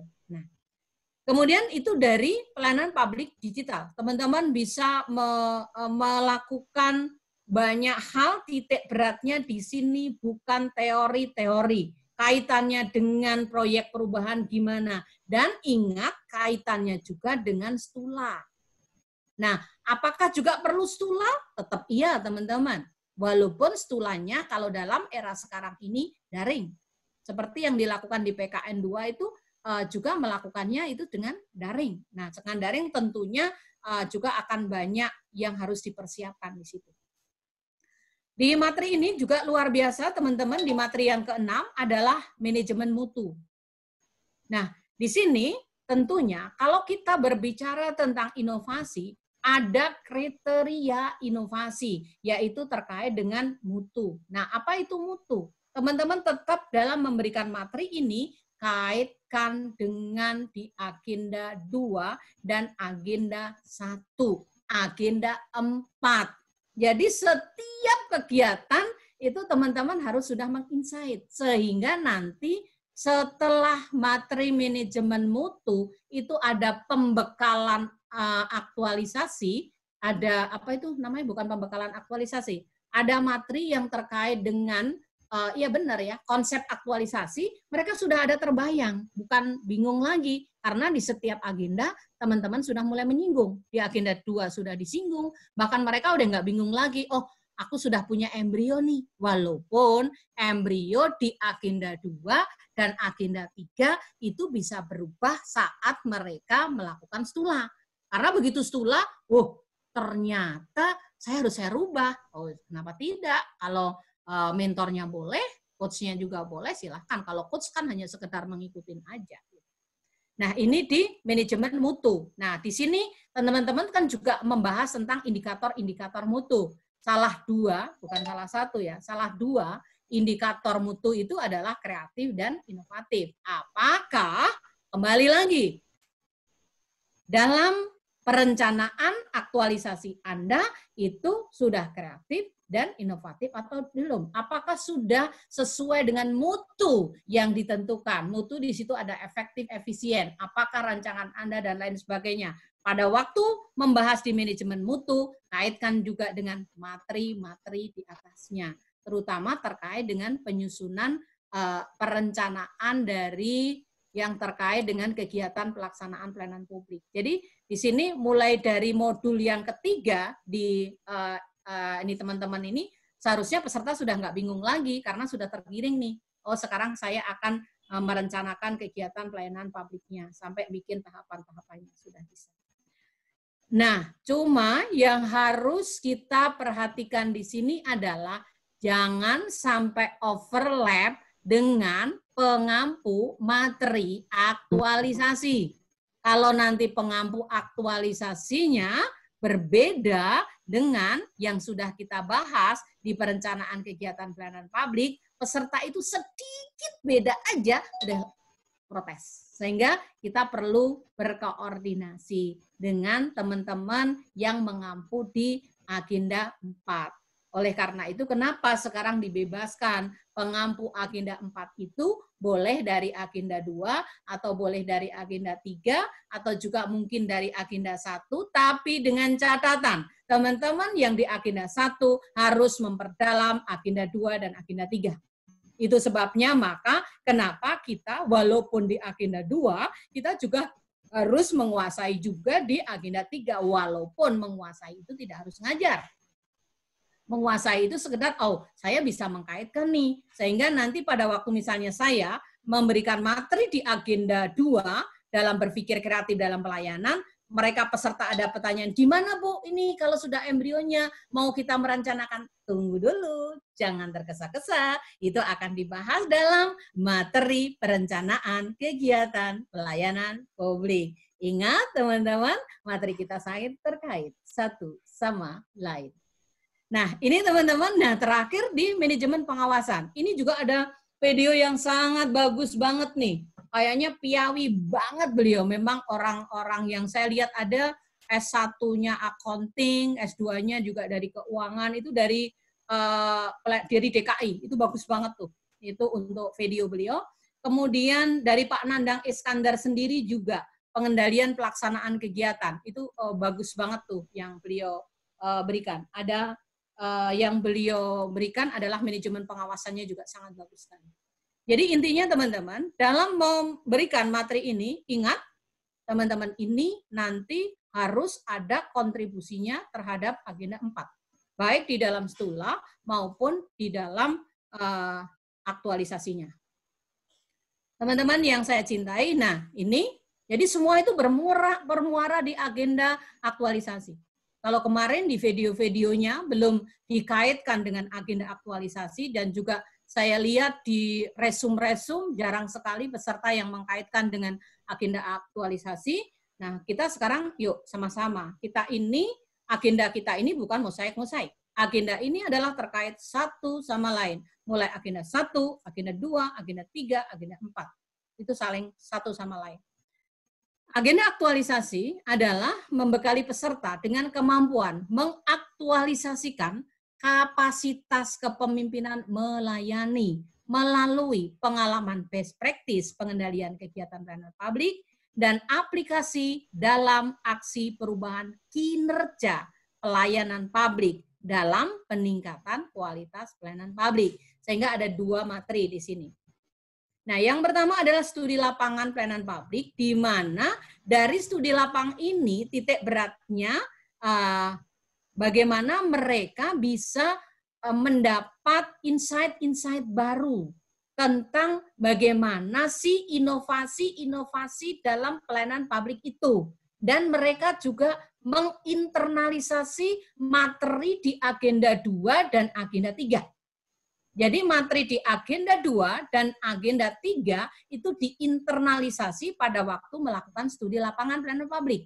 Jadi mereka secara teori juga kafah, secara melihat aplikasinya juga iya. Oleh karena itu, tolong dalam pemilihan ini, studi lapangan best practice ini, prestasi yang terkait dengan pelayanan publik.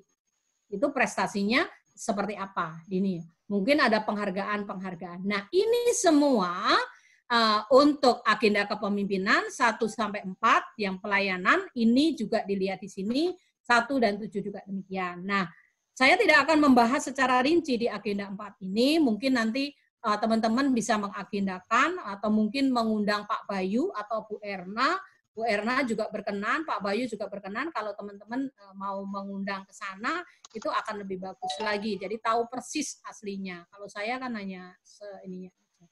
Demikian juga di agenda terkait dengan aksi perubahan. Nah, ini intinya adalah menginternalisasi agenda kepemimpinan Pancasila pelayanan bela negara, agenda kepemimpinan melayani, dan agenda pengendalian pelaksanaan kegiatan sehingga akan terjadi peningkatan kualitas kerja pelayanan publik. Itulah teman-teman garis besar apa yang sudah kita berikan di sini, sehingga dengan mengaktualisasikan kepemimpinan melayani, insya Allah peserta akan menjadi agen perubahan dalam peningkatan kualitas pelayanan publik. Demikian sekilas info. Kami kembalikan kepada host kita, Pak Ilham. Silakan Pak Ilham. Ya, makasih Bunda Wahyu. Ini perasaan saya mix ini Bu, Bunda. Ya. Bahagia sekaligus sedih. Oh, kenapa sedih? Nah, pertama, teman-teman antusias untuk mengikuti e-sharing ini. Kenapa? Terbukti bahwa ada keluar masuk 100 orang ini Bunda. Artinya teman-teman bisa masuk, tapi kapasitas kita punya apa nih Zoom hanya 100 itu keluar masuk. Jadi saya bahagia karena bisa layani teman-teman, tapi sekaligus keterbatasan kita mudah-mudahan kedepannya bisa ditambah lagi kapasitasnya. Itu yang kemudian saya juga perasaan saya mix ini pertama karena saya melayani teman-teman jadi lalu lintas, kemudian terima chattingnya juga. Alhamdulillah, tapi saya sedih Bunda karena saya tidak bisa ikuti pembelajaran dari Ibu dengan Pak Budi karena fokusnya ke jadi polisi lalu lintasnya nih Bunda. Tapi tidak apa-apa, Alhamdulillah saya sudah rekam, tapi ada sedikit persoalan tadi dengan YouTube saya agak bersoal jadi nggak bisa share ke YouTube, tapi Alhamdulillah bisa ke Facebook, tapi soalnya tidak semua berteman dengan saya. Mungkin ini sudah banyak mau bertanya sama Pak Budi dengan Ibu Wahyu. Silakan teman-teman. Yang Ibu Maria kayaknya mau bertanya duluan untuk Ibu Wahyu. Pak Budi masih standby? Ya. Oke, silakan Ibu Maria. Silakan. Sudah ada ditulis sih, tapi mungkin lebih bagus kalau muncul supaya hidup suasana. Silakan Ibu Maria. Baik Pak Ilham, terima kasih. Bu Wahyu, mungkin ini pertanyaan saya ini keresahannya sudah lama. Jadi tentang penilaian akhir pada saat selesai, sekarang istilahnya aktualisasi, tetapi saya kadang-kadang sedih karena ini kan sudah yang pola terbaru untuk PKA-PKP ini. Harapan saya bahwa apalah pandangan Ibu kalau penilaian kita itu banyak, jangan hanya terfokus kepada inovasinya. Kriteria penilaian, indikator-indikatornya itu apa tidak sebaiknya kita lengkapi, menyempurnakan dengan agar kita bisa menilai apakah semua agenda itu sudah terinternalisasi dengan baik ataukah tidak, bukan hanya pada inovasinya saja. Sedihnya saya orang kadang-kadang karena pengalaman kalau kami bertanya ke staf dari peserta, umpamanya mereka selama ini yang mereka ikut PIM 3. Nah, PIM 3 yang luar biasa capeknya itu justru stafnya gitu. Sehingga terkesan bahwa pemimpin ini hanya menggunakan otoritasnya, dia bisa lulus dengan inovasi yang baik, tetapi yang luar biasa capeknya itu justru stafnya gitu. Jadi sudah pasti staf akan membantu pimpinannya. Tetapi nilai apa yang kita bisa tarik dari situ? Dia senang berinovasi, tetapi tidak 100%. Sudah pasti dia punya tim, Bu. Tapi apakah tim itu efektif ataukah tidak? Apakah dia termasuk yang paling banyak berkontribusi ataukah tidak? Kan kita juga tidak tahu. Jadi kalau sekarang yang model sekarang yang istilahnya aktualisasi, saya pikir indikator penilaiannya itu nantinya harusnya kita jangan lupa, jangan sampai meninggalkan agenda-agenda yang sebelumnya itu fokusnya hanya ke inovasinya saja atau aktualisasinya saja, Bu. Jadi menilai internalisasinya itu seperti yang kita lakukan untuk Latsar itu kan sudah jelas, Bu, indikatornya jelas. Tetapi untuk PKA dan PKP ini kan saya pikir itu harus disempurnakan maksud saya, Bu. Makasih Bu Wahyu. Oke, bagaimana apa mungkin Ibu punya masukan gitu lah supaya jadi pertimbangan. Artinya kalau dia belum ada dalam indikator yang dikeluarkan oleh LAN, kebijakan kita ketika menentukan kelulusan itu bisa digunakan gitu maksudnya. Makasih Bu Wahyu. Baik, luar biasa. Langsung dijawab atau gimana Pak ini? Izin ada yang lain mungkin yang sekaligus supaya Ibu Wahyu dengan Pak Budi bisa dijawab. Silakan. Monggo, silakan.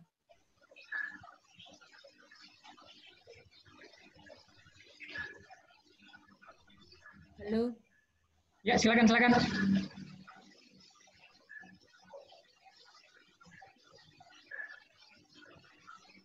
Oke, silakan Bunda dijawab. Oke, baik. Terima kasih. Ibu yang saya cintai, untuk yang Latbim, kalau nggak salah kemarin di pengarahan programnya sudah ada, untuk terkait dengan rancangan aksi perubahan, ini hanya 50% saja, Bu, penilaiannya. Jadi tidak seperti kemarin-kemarin, tapi di sini penilaiannya hanya mencapai 50% saja. Yang lain itu ada ujian kognitif komprehensifnya dan juga ada penilaian sikap dan perilakunya. Jadi untuk rancangan aksi perubahan dan laporan aksi perubahan itu hanya rancangan aksinya 20%, laporan aksinya 30%. Tetapi kemarin waktu di daring itu agak dikurangi lagi, 20% itu dari rancangan aksi dan laporan aksi 20%. Sedangkan 50% itu dari ujian kognitif, komprehensif, dan juga dari aspek sikap dan perilakunya. Nah, sikap perilakunya itu diambilkan dari pengajar-pengajar waktu di agenda 1 dan juga kumpulan dari para pengajar-pengajar yang lain. Bahkan ada juga sosiogram, itu adalah dari penilaian dari peserta kepada peserta. Dengan demikian, itu juga akan memotivasi peserta untuk tidak konsentrasi kepada inovasi dia, tapi dia juga akan membantu. Saya punya pengalaman yang sangat bagus sekali terhadap peserta pelatihan ini dengan adanya komposisi penilaian yang seperti itu. Akhirnya pada waktu di kelompok besar, mereka itu saling bantu, mereka itu saling share di grup itu, mereka saling memberikan kontribusi yang sangat luar biasa. Kenapa? Karena ada kegiatan sosiogram juga. Kalau sosiogram itu kan yang menilai teman-temannya. Kalau dia orangnya egois, nanti nggak dinilai oleh temannya. Nah, itu yang terkait dengan hal ini. Sehingga, oh ternyata dampaknya luar biasa banget ya gitu. Saya sampai di-invite di grup itu, di grup besar. Loh, saya bilang saya kan bukan peserta pelatihan, kenapa saya di-invite di grup? Saya tanya, loh kenapa saya sama adminnya, ketuanya, kenapa Bu Wahyu dimasukkan? Ibu bisa mengamati kami, Bu, seperti apa kami di sini, di grup kami. Jadi benar-benar kami ingin memberikan yang terbaik, bukan hanya terkait dengan proyek perubahan. Jadi ternyata penilaian perilaku itu dampaknya bisa bermacam-macam. Mungkin betul awal-awalnya pakai topeng kepribadian. Tapi topeng-topeng itu kan nantinya akan menjadi habit. Ingat, Allah bisa karena biasa. Akan menjadi kebiasaan yang terinternalisasi dalam pikiran bawah sadar. Selama pelatihan yang durasinya sekian lama, ada on, ada off, yang terus-menerus di grup mereka saling share. Harapannya juga oke, kita juga akan saling share gitu. Nah, bukan, oh ini materi saya simpan aja sendiri. No, tapi kita saling share satu sama lain.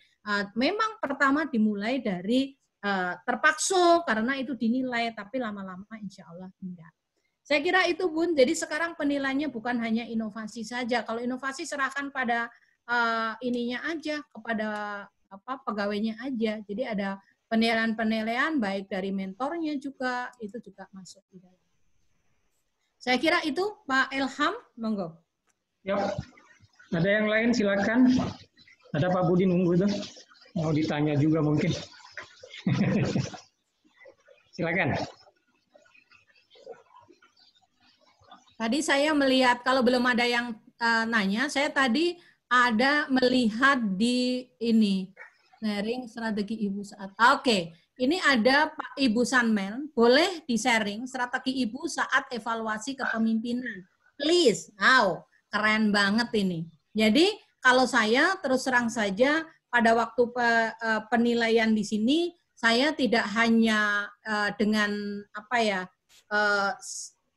maaf kalau saya agak ini Bu, kalau saya dikasih satu belangko penilaian dari panitia penyelenggara dari aspek sikap perilaku, misalnya saja dari aspek kepemimpinan, kemudian dari aspek prakarsa, dari aspek kedisiplinan, itu aja saya akan datang ke ruangan itu sebelum jam 8.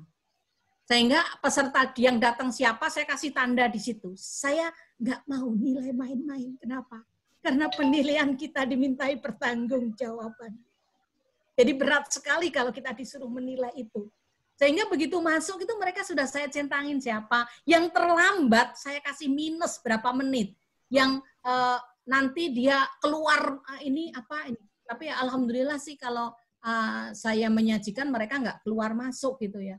Jadi di awal sudah gitu. Dan saya sampaikan secara terus terang, mohon maaf saya teman-teman sama panitia dikasih minta untuk menilai ini aspek sikap perilaku. Variabelnya adalah ini. Jadi selama di kelas ini saya akan melihat ini. Jadi mohon maaf kalau ada yang terlambat juga saya tulis di sini berapa menit. Saya nggak mau kalau yang rajin full saya kasih nilai 95. Loh Bu Ayu curang nggak 100. 100 itu untuk Allah. Kalau untuk manusia saya kasih 95, saya bilang kan nggak ada makhluk sempurna. Jadi nanti kalau ada yang kurang, saya kurangi itu dari aspek disiplin. Kemudian dari aspek prakarsa, mereka membantu di kelas, mereka bantu temennya, mereka ngomong, mereka presentasi, itu saya kasih tanda-tanda. Saya kasih plus, minus, plus, minus, plus, plus, plus. Jadi nanti kalau panitia minta siang akan diminta penilaiannya, saya mengatakan nggak bisa. Saya ngasih penilaiannya besok pagi. Karena ini harus saya jumlah dulu presentasinya, baru saya masukkan di sini. Itu kalau pertanyaannya Ibu Sanmel. Wow. Ini kemudian Mbak Maria sudah. Ibu Agustina ada. Apa Agustina? Apa ya Pak Agustina? Mohon masukan Bunda pada materi PKD. Apakah untuk latihan peserta langsung kita arahkan kegiatan aktualisasi mereka? Maksudnya aksi perubahan peserta. Oke, baik. Teman-teman yang saya cintai, untuk latihan itu memang di agenda 2 itu baru embrio. Embrio itu bisa dilakukan ke aksi perubahannya, bisa tidak. Tapi mereka sudah terstruktur. Mulai dari DR, itu mereka sudah melakukan melakukan diagnosis kebutuhan organisasi di satu kelompoknya. Ambil siapa tuh unit organisasi mana, isu aktualnya apa, dan lain sebagainya. Itu misalnya kita pakai 5 kelompok, jadi 5 kelompok itu. Kemudian mereka setelah itu malam kasih waktu 2 jam terakhir mereka kita kasih waktu untuk bikin diagnosis kebutuhan organisasi dirinya.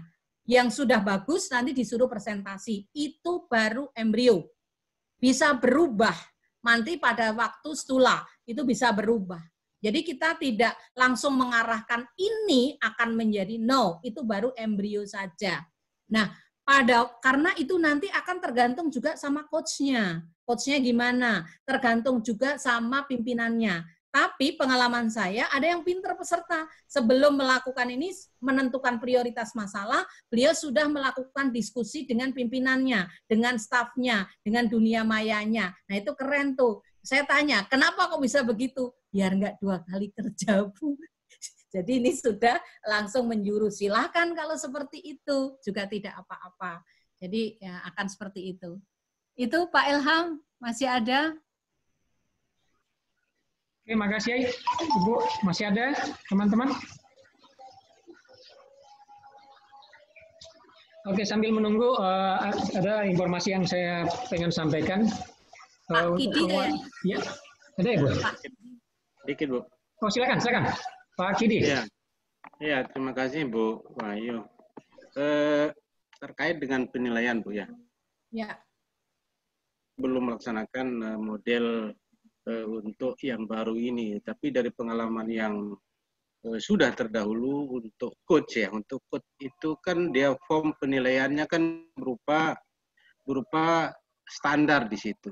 Artinya yang saya maksud kan standar kemampuannya, mampu, tidak mampu, dan tidak mampu gitu.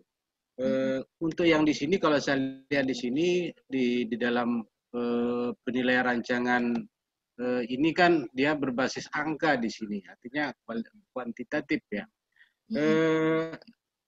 Untuk teman-teman saya belum punya pengalaman di penilaian yang sekarang ini ya, model terbaru ini.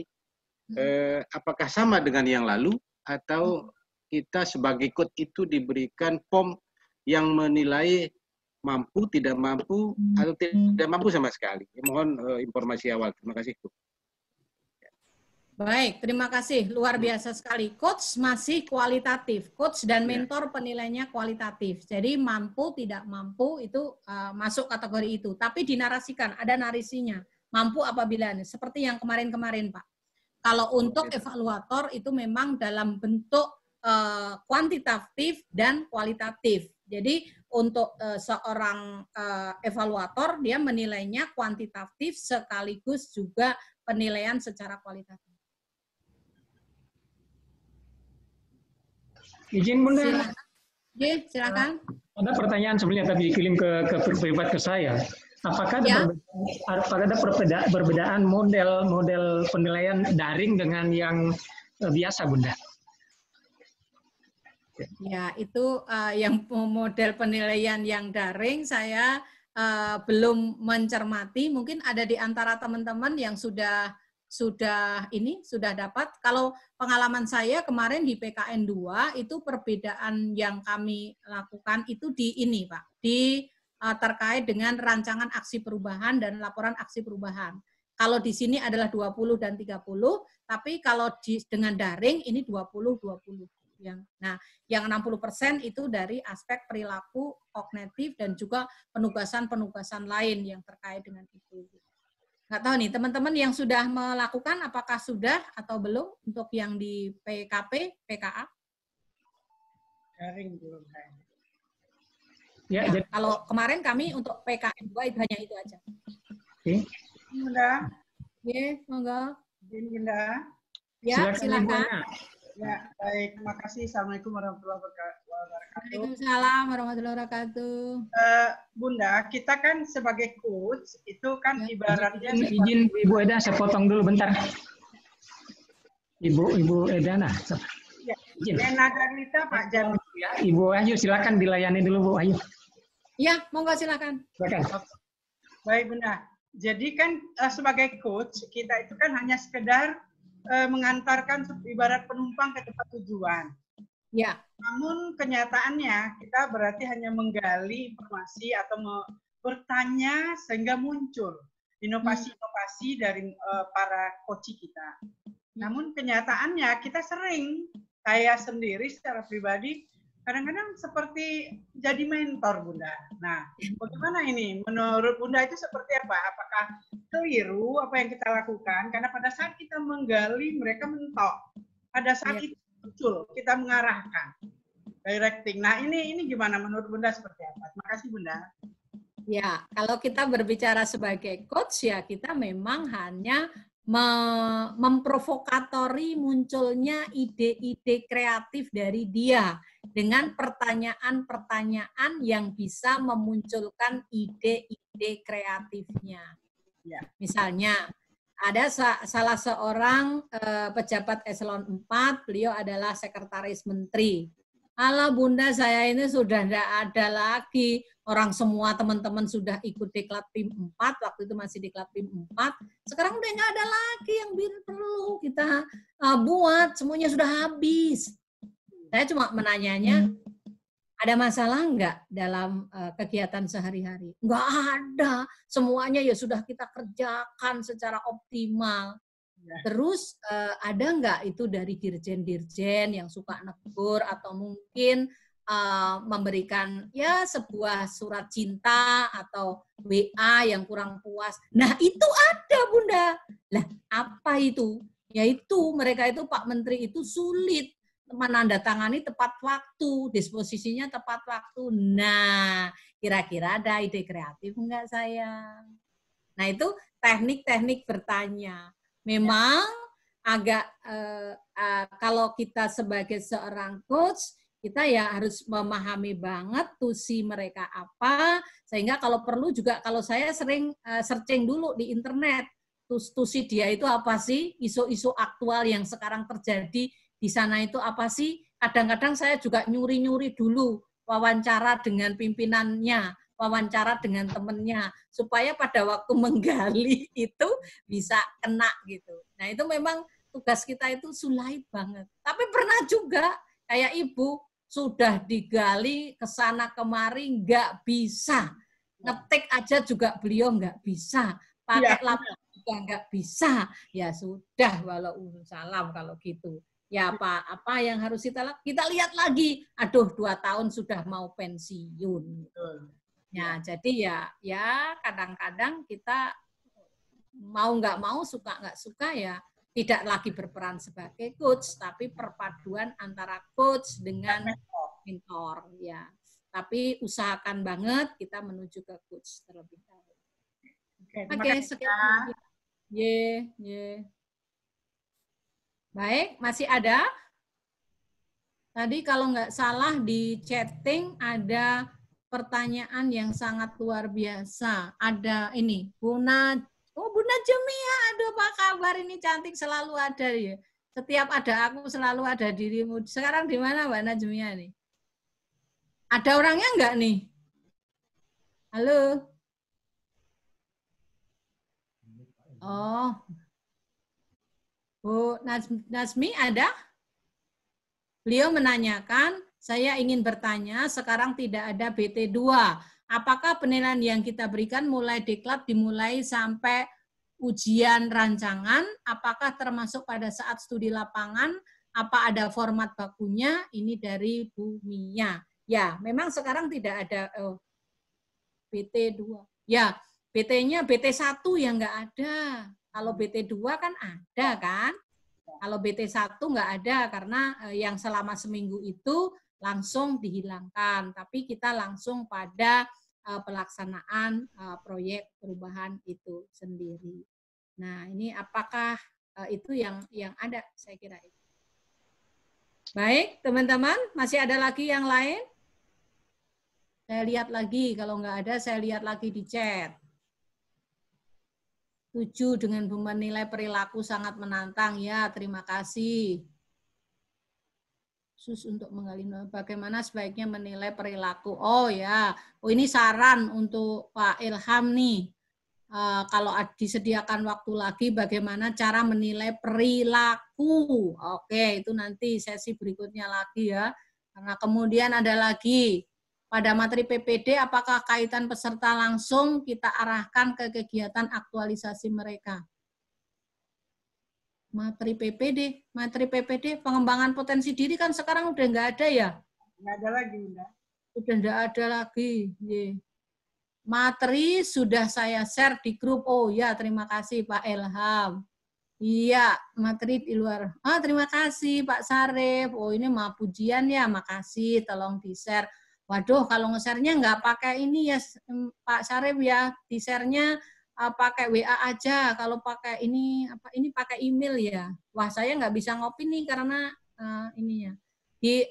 Kirim ke WA saya aja nanti kalau ini. Oke, mana semuanya. Oke, baik. Masih ada, silakan Pak. Yang lainnya terima kasih nih. Halo. Ya.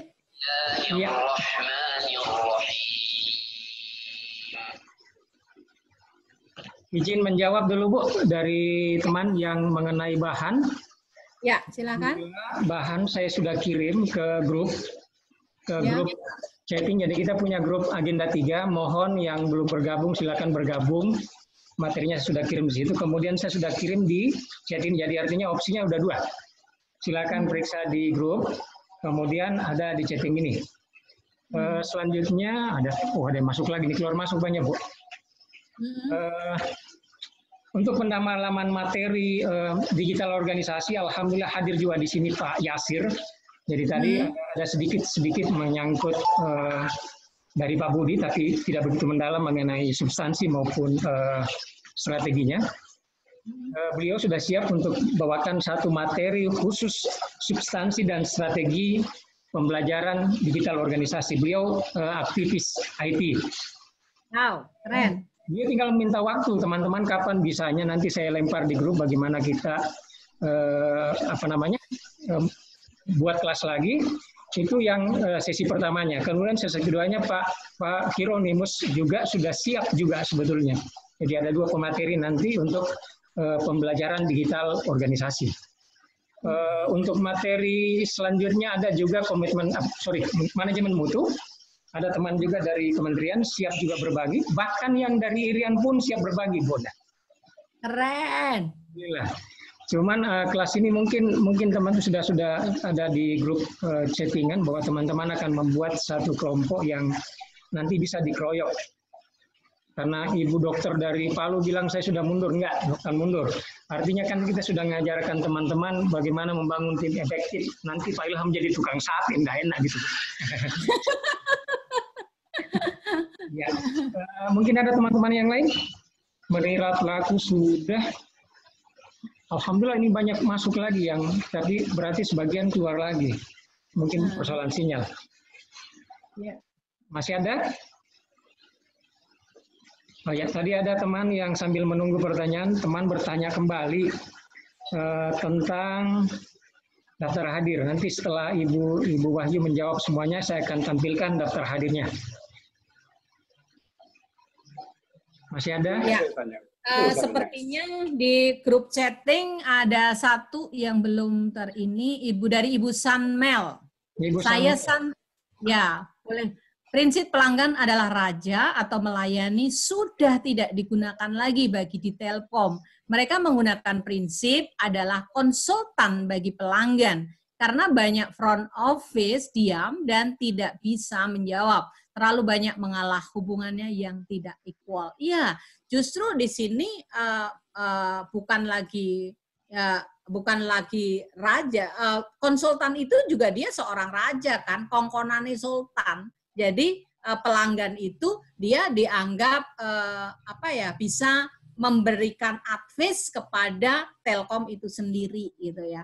Itu bagus sekali apalagi sekarang di era pandemi ini. Di era pandemi ini mereka tidak bisa lagi datang ke rumah tapi sudah membuat inovasi-inovasi dan itu mereka juga dari mana? Tanya kepada para pelanggannya. Pelanggannya itu sebagai konsultan. Oh, kalau nggak bisa datang ini, apa yang akan dilakukan? Mohon maaf, beda dengan PDAM. Kalau di PDAM cuma nyebar selebaran ke rumah-rumah. Kalau nyebar selebaran ke rumah kan tidak akan sulit. Kemudian juga disuruh melihat di websitenya.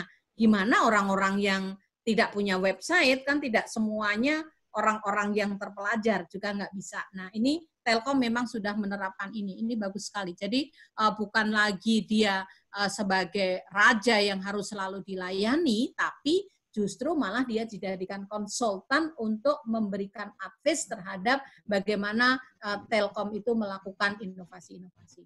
Terima kasih Mbak Santi. Ya, ada Ibu Najemiah. Sudah terjawab Bu Najemiah. Saya boleh? Silakan. Dari mana, Pak? Oke, Pak. Dari mana, Pak? Saya Bambang Sunario, Pak. Bambang Sunario, silakan Pak Bambang. Iya, temannya Bu Wahyu, Pak. Assalamualaikum Bu Wahyu. Waalaikumsalam Pak Bambang. Alhamdulillahirrahmanirrahim. Sehat, Bu? Sehat. Videonya keren loh, Bapak. Alhamdulillah, ya mudah-mudahan gitu. kan belajar di Ibu. Jadi begini, Bu. Tadi disampaikan tentang pedagogi pada pelajaran daring ini, materi yang daring ini. Beberapa saat yang lalu kami mendapat mengikuti ada beberapa ceramah lah gitu ya. Mereka daring itu sudah mengarah kepada heutagogi. Oh ya. Nah, ini yang mungkin kami juga perlu pencerahan Ibu karena di situ salah satunya ya sebetulnya mirip pedagogi yang Ibu sampaikan, Pak pembicara yang pertama tadi sampaikan bahwa mereka itu sesuai minat. Tapi ini dia benar-benar memilih apa sih yang akan saya ikutin gitu. Jadi diberikan fasilitas memang dia, karena setiap orang kan berbeda gitu. Nah, ini yang saya tangkap. Tapi ini kami juga mohon pencerahan lah ini dari Bu Wahyu. Jadi itu cuma terima kasih. Baik, bisa Pak Ilham langsung? Ya, mungkin Pak Budi juga bisa menjelaskan sebentar Pak Budi. Ya, silakan Pak Budi duluan Pak Budi. Pak Budi. Siap. Ya, silakan. Pak Budi. Ya, terima kasih. Sebelum Ibu Dr. Wahyu memberikan jawaban, saya diminta untuk memberikan jawaban juga. Ini pertanyaan Pak Bambang keren banget, luar biasa. Di era sekarang banyak terlaksana kegiatan webinar yang menurut saya benar-benar konsepnya, maaf tanda petik, itu pedagogi banget. Andragoginya kurang dapat. Pertanyaannya, begitu kan? Jawaban saya tidak begitu. Mestinya tetap menggunakan pendekatan andragogi. Kenapa? Karena yang dihadapi bukan peserta didik, bukan anak-anak. Mereka adalah orang dewasa. Jadi yang saya lihat, maaf, contoh yang diterapkan tadi oleh Bunda, Pak Wahyu, menurut saya itu sudah masuk kategori andragogi dengan melibatkan audiens untuk menjawab, dengan bertanya, dan seterusnya. Artinya, ketika konsepnya adalah si peserta duduk manis, kemudian si narasumbernya juga ngoceh atau ngomong terus, misalkan, menurut saya bisa jadi satu pendekatan, tapi menurut saya kan banyak konsep daripada andragogi itu, seperti yang kami tawarkan tadi. Bisa jadi benar ketika peserta misalkan mengikuti pembelajaran, dia keluar masuk, bolehkah ya, kenapa tidak misalkan, karena orang dewasa itu nanti mau belajar ketika dia mau, ketika dia suka, itu teori. Bahwasanya ketika orang dewasa mau belajar ketika dia mau, ketika dia suka dengan materinya. Ketika dia tidak suka, bisa jadi dia keluar masuk seperti yang terjadi sekarang. Jadi menurut saya konsep pembelajaran andragogi itu tetap kita perhatikan. Bukan berarti maaf salah. Sebenarnya saya tidak mengatakan bahwa itu salah. Menurut saya perlu ada upaya agar pendekatan andragogi ini kita terapkan dengan menghargai orang dewasa itu sebagai orang yang mau belajar dengan kita, dan kita fungsinya, saya punya jaminan bahwasanya fungsi Widaswara itu adalah bukan sebagai pengajar, tetapi Widaswara, katakanlah kita ini adalah fungsinya sebagai fasilitator yang memberi kesempatan kepada peserta untuk belajar. Jadi pemahaman saya bahwa peserta yang belajar bukan Widaswara yang mengajar. Jadi benar-benar andragogi tetap harus diperhitungkan ketika kita melihat konsep pembelajaran di era pandemi sekarang, banyak menggunakan konsep pedagogi. Itu jawaban saya, Bunda dan Pak Ilham. Maaf, boleh saya salah sedikit, Pak. Saya salah sedikit, Pak. Boleh saya salah sedikit, Pak. Boleh saya salah sedikit. Yang saya tanyakan tadi bukan memang andragogi yang disampaikan, kan andragogi tadi. Tapi saya tadi menyampaikan bahwa sekarang itu sudah ada heutagogi. Jadi memang kita fasilitasi dengan berbagai macam, dia memilih sendiri materi. Jadi kalau sekarang andragogi kan kalau nggak suka dia keluar. So what kalau sudah keluar. Tapi bukan, kita fasilitasi dengan macam-macam. Gitu itu maksud saya. Terima kasih. Iya, saya lanjut barangkali Ibu Bunda sedikit dulu. Saya setuju. Saya setuju dengan apa yang disampaikan tadi oleh Pak Bambang. Benar, Pak. Bahwasanya peserta itu benar diberi kesempatan untuk memilih. Artinya saya mau contohkan ketika ikut webinar misalkan, di tanggal 15 ini saya contohnya kan banyak webinar berlangsung. Bisa jadi di antara kita banyak memilih, ada di antara kita memilih kesempatan sekarang ini. Jadi saya setuju bahwasanya memilih itu adalah penting. Memilih itu wajib menurut saya. Jadi ketika kita melakukan pembelajaran dan menurut saya perlu ditawarkan. Bisa jadi kita membuat suatu strategi pembelajaran. Saya punya beberapa contoh dan saya pernah tandem dengan Pak Ilham ketika membawakan materi apapun misalkan di pelatihan kepemimpinan kemarin tim itu. Saya justru menyatakan bahwasanya ketika ini yang dilakukan seperti ini kejadiannya, seperti ini yang dilakukan, ini konsep yang dia tawarkan. Artinya bisa jadi kita berikan pilihan kepada peserta untuk memilih, katakanlah dia memilih materi, dia memilih judul diskusi, dan seterusnya bisa jadi. Menurut saya apa yang Bapak bilang tadi benar. Saya setuju dengan apa yang Bapak sampaikan tadi. Itu jawaban saya, Pak Ilham. Makasih Pak Budi. Bunda, silakan Bunda. Baik, terima kasih. Pak Bambang luar biasa, benar sekali. Sekarang ada pendekatan yang disebut dengan heterogogi. Itu tokohnya adalah Stewart dari Southern University. Di mana titik beratnya di sini adalah konten belajarnya ditentukan oleh siswa itu sendiri. Nah, itu bagus sekali. Cuma permasalahannya di sini adalah kalau semua konten ditentukan oleh peserta itu sendiri, tentunya kita harus menyiapkan bermacam-macam perangkat yang ada. Nanti akan kita need assessment-nya juga harus jelas tuh. Selama ini training need assessment-nya juga harus jelas. Serta kita ini butuh apa sih sebetulnya? Materi-materi yang diinginkan itu dia seperti apa? Nanti dia akan menjadi klaster-klaster. Kalau boleh malah bisa dibuat ada bermacam-macam modul. Misalnya untuk kompetensi, kita punya seorang pengawas itu punya standar kompetensinya 1 sampai dengan 10. Nah, mungkin kalau kita akan menggunakan pendekatan heterogogi di sini, bisa kita peserta itu kita lakukan analisisnya. Apakah dia hanya mempelajari modul 1, modul 2, modul 3. Nah, itu bisa juga di sini kontennya bukan hanya terkait dengan substansinya, tapi juga dengan metode yang akan kita sampaikan. Oh, dia kebutuhan anak ini seperti ini, orang ini seperti ini, maka pendekatan saya harus memang ini tantangan challenge kita yang sangat luar biasa ini, Pak. Tapi kalau saya pribadi untuk heterogogi, apalagi menggunakan pendekatan daring ini masih mencari gitu. Andragogi pun juga kadang-kadang kita bingung. Kalau tadi tanya keluar masuk, mungkin juga karena sinyal gitu ya. Sinyalnya seperti apa gitu kan? Kita juga saya cek di sini ini dia live karena apa? Ini kelihatan juga di ini kita. Terima kasih Pak Bambang sudah diingatkan ke arah pendekatan itu. Jadi itu kita bersama-sama juga harus memperdalam tentang heterogogi itu sendiri. Karena mau nggak mau, suka nggak suka, itu adalah challenge kita, peserta deklat kita.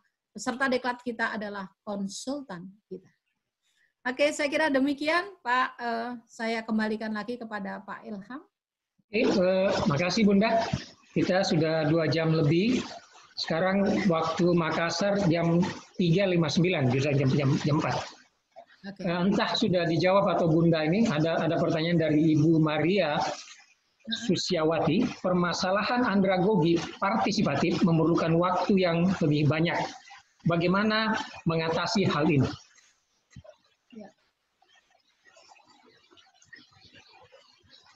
Bunda dengar, Bunda? Halo, di pertanyaan, Mbak Maria ya, permasalahan andragogi partisipatif memerlukan waktu yang lebih banyak. Bagaimana? Bun, sebentar, Bun, kameranya turunin dikit dong, Bun, kasihan Bunda dengak-dengak gitu. Kamera Bunda, nah, salah cantiknya Bunda nih. Terima kasih. Oke, lanjut Bun, mohon maaf. Baik, luar biasa ini. Memerlukan waktu yang lebih banyak. Tergantung juga tinggal partisipasinya seperti apa. Kalau pakai daring misalnya, kemarin kami mencoba melaunchingkan untuk materi saya di PKN 2, itu saya mencoba andragoginya, kasus sudah saya launchingkan di LMS. Setelah itu kami minta untuk berdiskusi-diskusi. Sehingga pada waktu pertemuan dengan Zoom meeting selama 6 jam pelajaran, mereka tinggal presentasi hasil diskusi kelompok mereka. Jadi mereka pun diskusi kelompoknya juga pakai Zoom meeting. Dan saya minta hasil video Zoom meeting mereka itu juga disampaikan ke saya. Karena itu sebagai bahan penilaian saya terhadap di grup. Jadi kita mensiasatinya akan seperti apa gitu. Jadi ini pertanyaannya beliau sangat bagus sekali.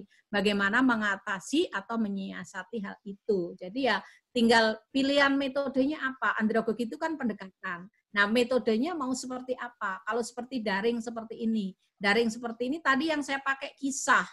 Tadi itu juga saya sesuaikan, oh saya ini di wilayah Sulawesi, berarti saya ambil kasus adalah di daerah Sulawesi yang terkait dengan ini. Karena apa? Supaya langsung masuk di subkansius. Nah itu juga sudah melibatkan peserta pelatihan kita, supaya masuk di dalam pikiran bawah sadar peserta pelatihan itu sendiri. Jadi cara mensiasatinya adalah bagaimana kita memilih metode yang sesuai, karena andragogi itu merupakan pendekatan. Setelah memilih metodenya, strategi apa yang pas untuk ke arah itu. Saya kira demikian. Terima kasih dan mohon maaf apabila ada kata-kata dan perilaku saya yang kurang pas di hati teman-teman ya. Sukses semuanya. Terima kasih Bunda. Ya. Sama-sama. Teman-teman, mungkin waktu wilayah Jakarta sudah salat asar ya. Ya. Izin Ibunda. Yang selalu Bu. Halo, bentar Pak ya. Ya, Ibu Wahyu bisa ditutup apa namanya? Stop sharing Bu untuk materinya Bu. Oh iya. Ini sedang share, saya stop. Oh, mana ini stopnya? Kok nggak muncul? Oke. Stop sharing. Oke, yap. Yang selalu Bunda ya. Teman-teman ada yang bertanya tadi mengenai daftar hadir. Dari 100, ini naik turun ada 100, 90, 99, 100. Kemudian yang mengisi daftar hadir baru 61. Baik, saya share kembali daftar hadirnya. Oke, share lagi, kami belum mengisi ya. Tapi dulu sudah daftar. Nggak masalah Pak, kita pakai yang daftar hadir sekarang. Oke, makasih. Ini yang jangan-jangan ada yang double Pak Ilham. Nggak masalah Pak, double atau tidak kan nanti kelihatan. Terima kasih Mas Ilham. Ya, ada memang kesalahan mengetik ini Pak. Tadi saya buru-buru dari pelantikan Pak Kaban kami yang baru, terus saya ke bengkel, ternyata saya keburu waktu jadi salah ketik ini. Strategi. Itu mungkin strategi. Ada yang masuk. Tapi kalau teman-teman punya fasilitas di HP untuk bisa scanning barcode, silakan scanning barcode.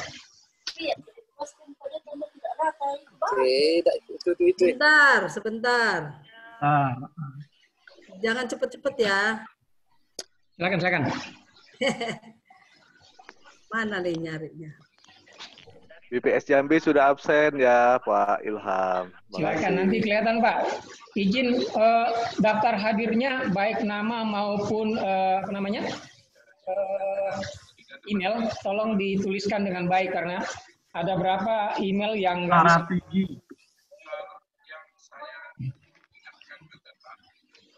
Strategi. Pak Ilham kalau pengen bergabung di agenda 3 bagaimana caranya? Tolong dong kirim WA-nya ya. Nanti saya tolong chatting ke saya untuk saya kirimkan ke agenda 3-nya. Oke, nggak apa-apa saya sebut. Saya ketik dulu ya. Ya, makasih Pak Ilham. Saya ketik dulu, saya punya nomor telepon. Ilham. Pak Ilham. Bentar Pak ya. Bentar Pak Ditoro ya. Di mana daftar hadirnya Pak Gusman? Nomor ya. Izin. Daftar hadirnya di mana nulisnya? Ada di grup kok di list garis miring strategi PKP PKA PKP. Ya. Nanti saya kirim. Oke. Ya. Di grup Ilham. Ilham. Kita juga sudah ada. Ilham, Jambi Negur Pak Ilham. Yap. Pak Ilham. Ya. Jambi 3 orang hadir Pak Ilham. Ya, silakan tolong kirim ya. Ya, sudah hadir. Aja. Gimana? Cukupnya. Yap. Halo. Bu Mel Santika. Oke, saya tutup ya. Aceh. Halo, saya tutup. Untuk anunya tutup sharingnya. Sudah Pak. Oke, sudah. Halo. Ya. Pak Gusman, mana ada terhadirnya? Halo. Teman-teman ada yang mau disampaikan mungkin sebelum kita kirim ntar. Halo. Oke. Sudah buka lah. Tadi ada sedikit trouble di YouTube saya. Ada kesalahan sedikit jadi sharing ke YouTube online tadi tidak sempat. saya sharing ke Facebook, tapi agak susah juga karena teman-teman banyak yang tidak berteman dengan saya. Tapi insya Allah setelah ini saya rekam, kemudian saya akan kirim kembali ke YouTube. Akan saya share ke grup teman-teman yang terputus keluar masuk, tidak mendengarkan atau tidak menyimak secara utuh. Insya Allah setelah ini saya akan share. Terima kasih Pak Ilham. Pak Ilham, kalau bergabung agenda Ilham, terima kasih banyak. Sebelum kita selesai, mungkin atas nama pribadi dan teman-teman di Agenda 3, buat Bunda Wahyu, alhamdulillah beliau bukan di Agenda 3, tapi alhamdulillah mungkin rayuan saya bisa kena sama Ibu sampai beliau mau berbagi. Terima kasih Ibu Wahyu. Terima kasih Bunda Wahyu dari Jambi. Pak Budi saya komporin juga supaya mau berbagi, alhamdulillah. Agak belum memadukan dua materi. Terima kasih Bu Wahyu. Pak Budi, tapi tambah sehat ya. Terima kasih Bu. Selanjutnya setelah ini mudah-mudahan teman-teman bisa. Sudah di email. Adik itu. Ya. WA Sri. Ya sudah.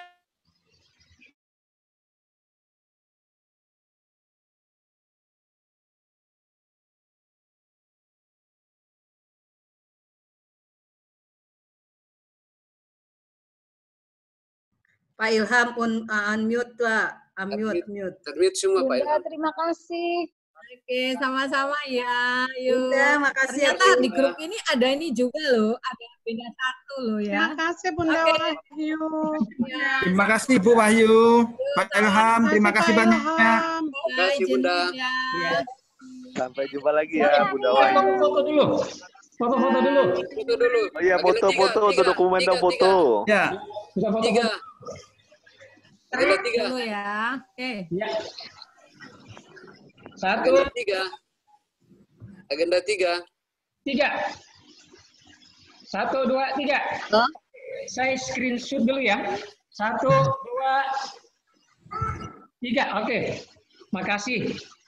Pak Budi, rekan-rekan yang lain, mudah-mudahan kita bisa ketemu lagi di pembelajaran berikutnya. Mohon maaf kalau ada kesalahan dan kekurangan. Billahi taufik wal hidayah. Wassalamualaikum warahmatullahi wabarakatuh. Waalaikumsalam warahmatullahi wabarakatuh. Terima banyak Pak Ilham. Terima kasih Bunda Wahyu. Terima kasih Bunda Wahyu. Mantap. Terima kasih Pak Budi. Nanti info lagi berikutnya Pak Ilham. Wahyu, terima kasih. Bu Wahyu. Ya. Ibu Wahyu tambah sehat. Alhamdulillah. Teman-teman Terima kasih Bang Ilham. Udah lama dengan ketemu.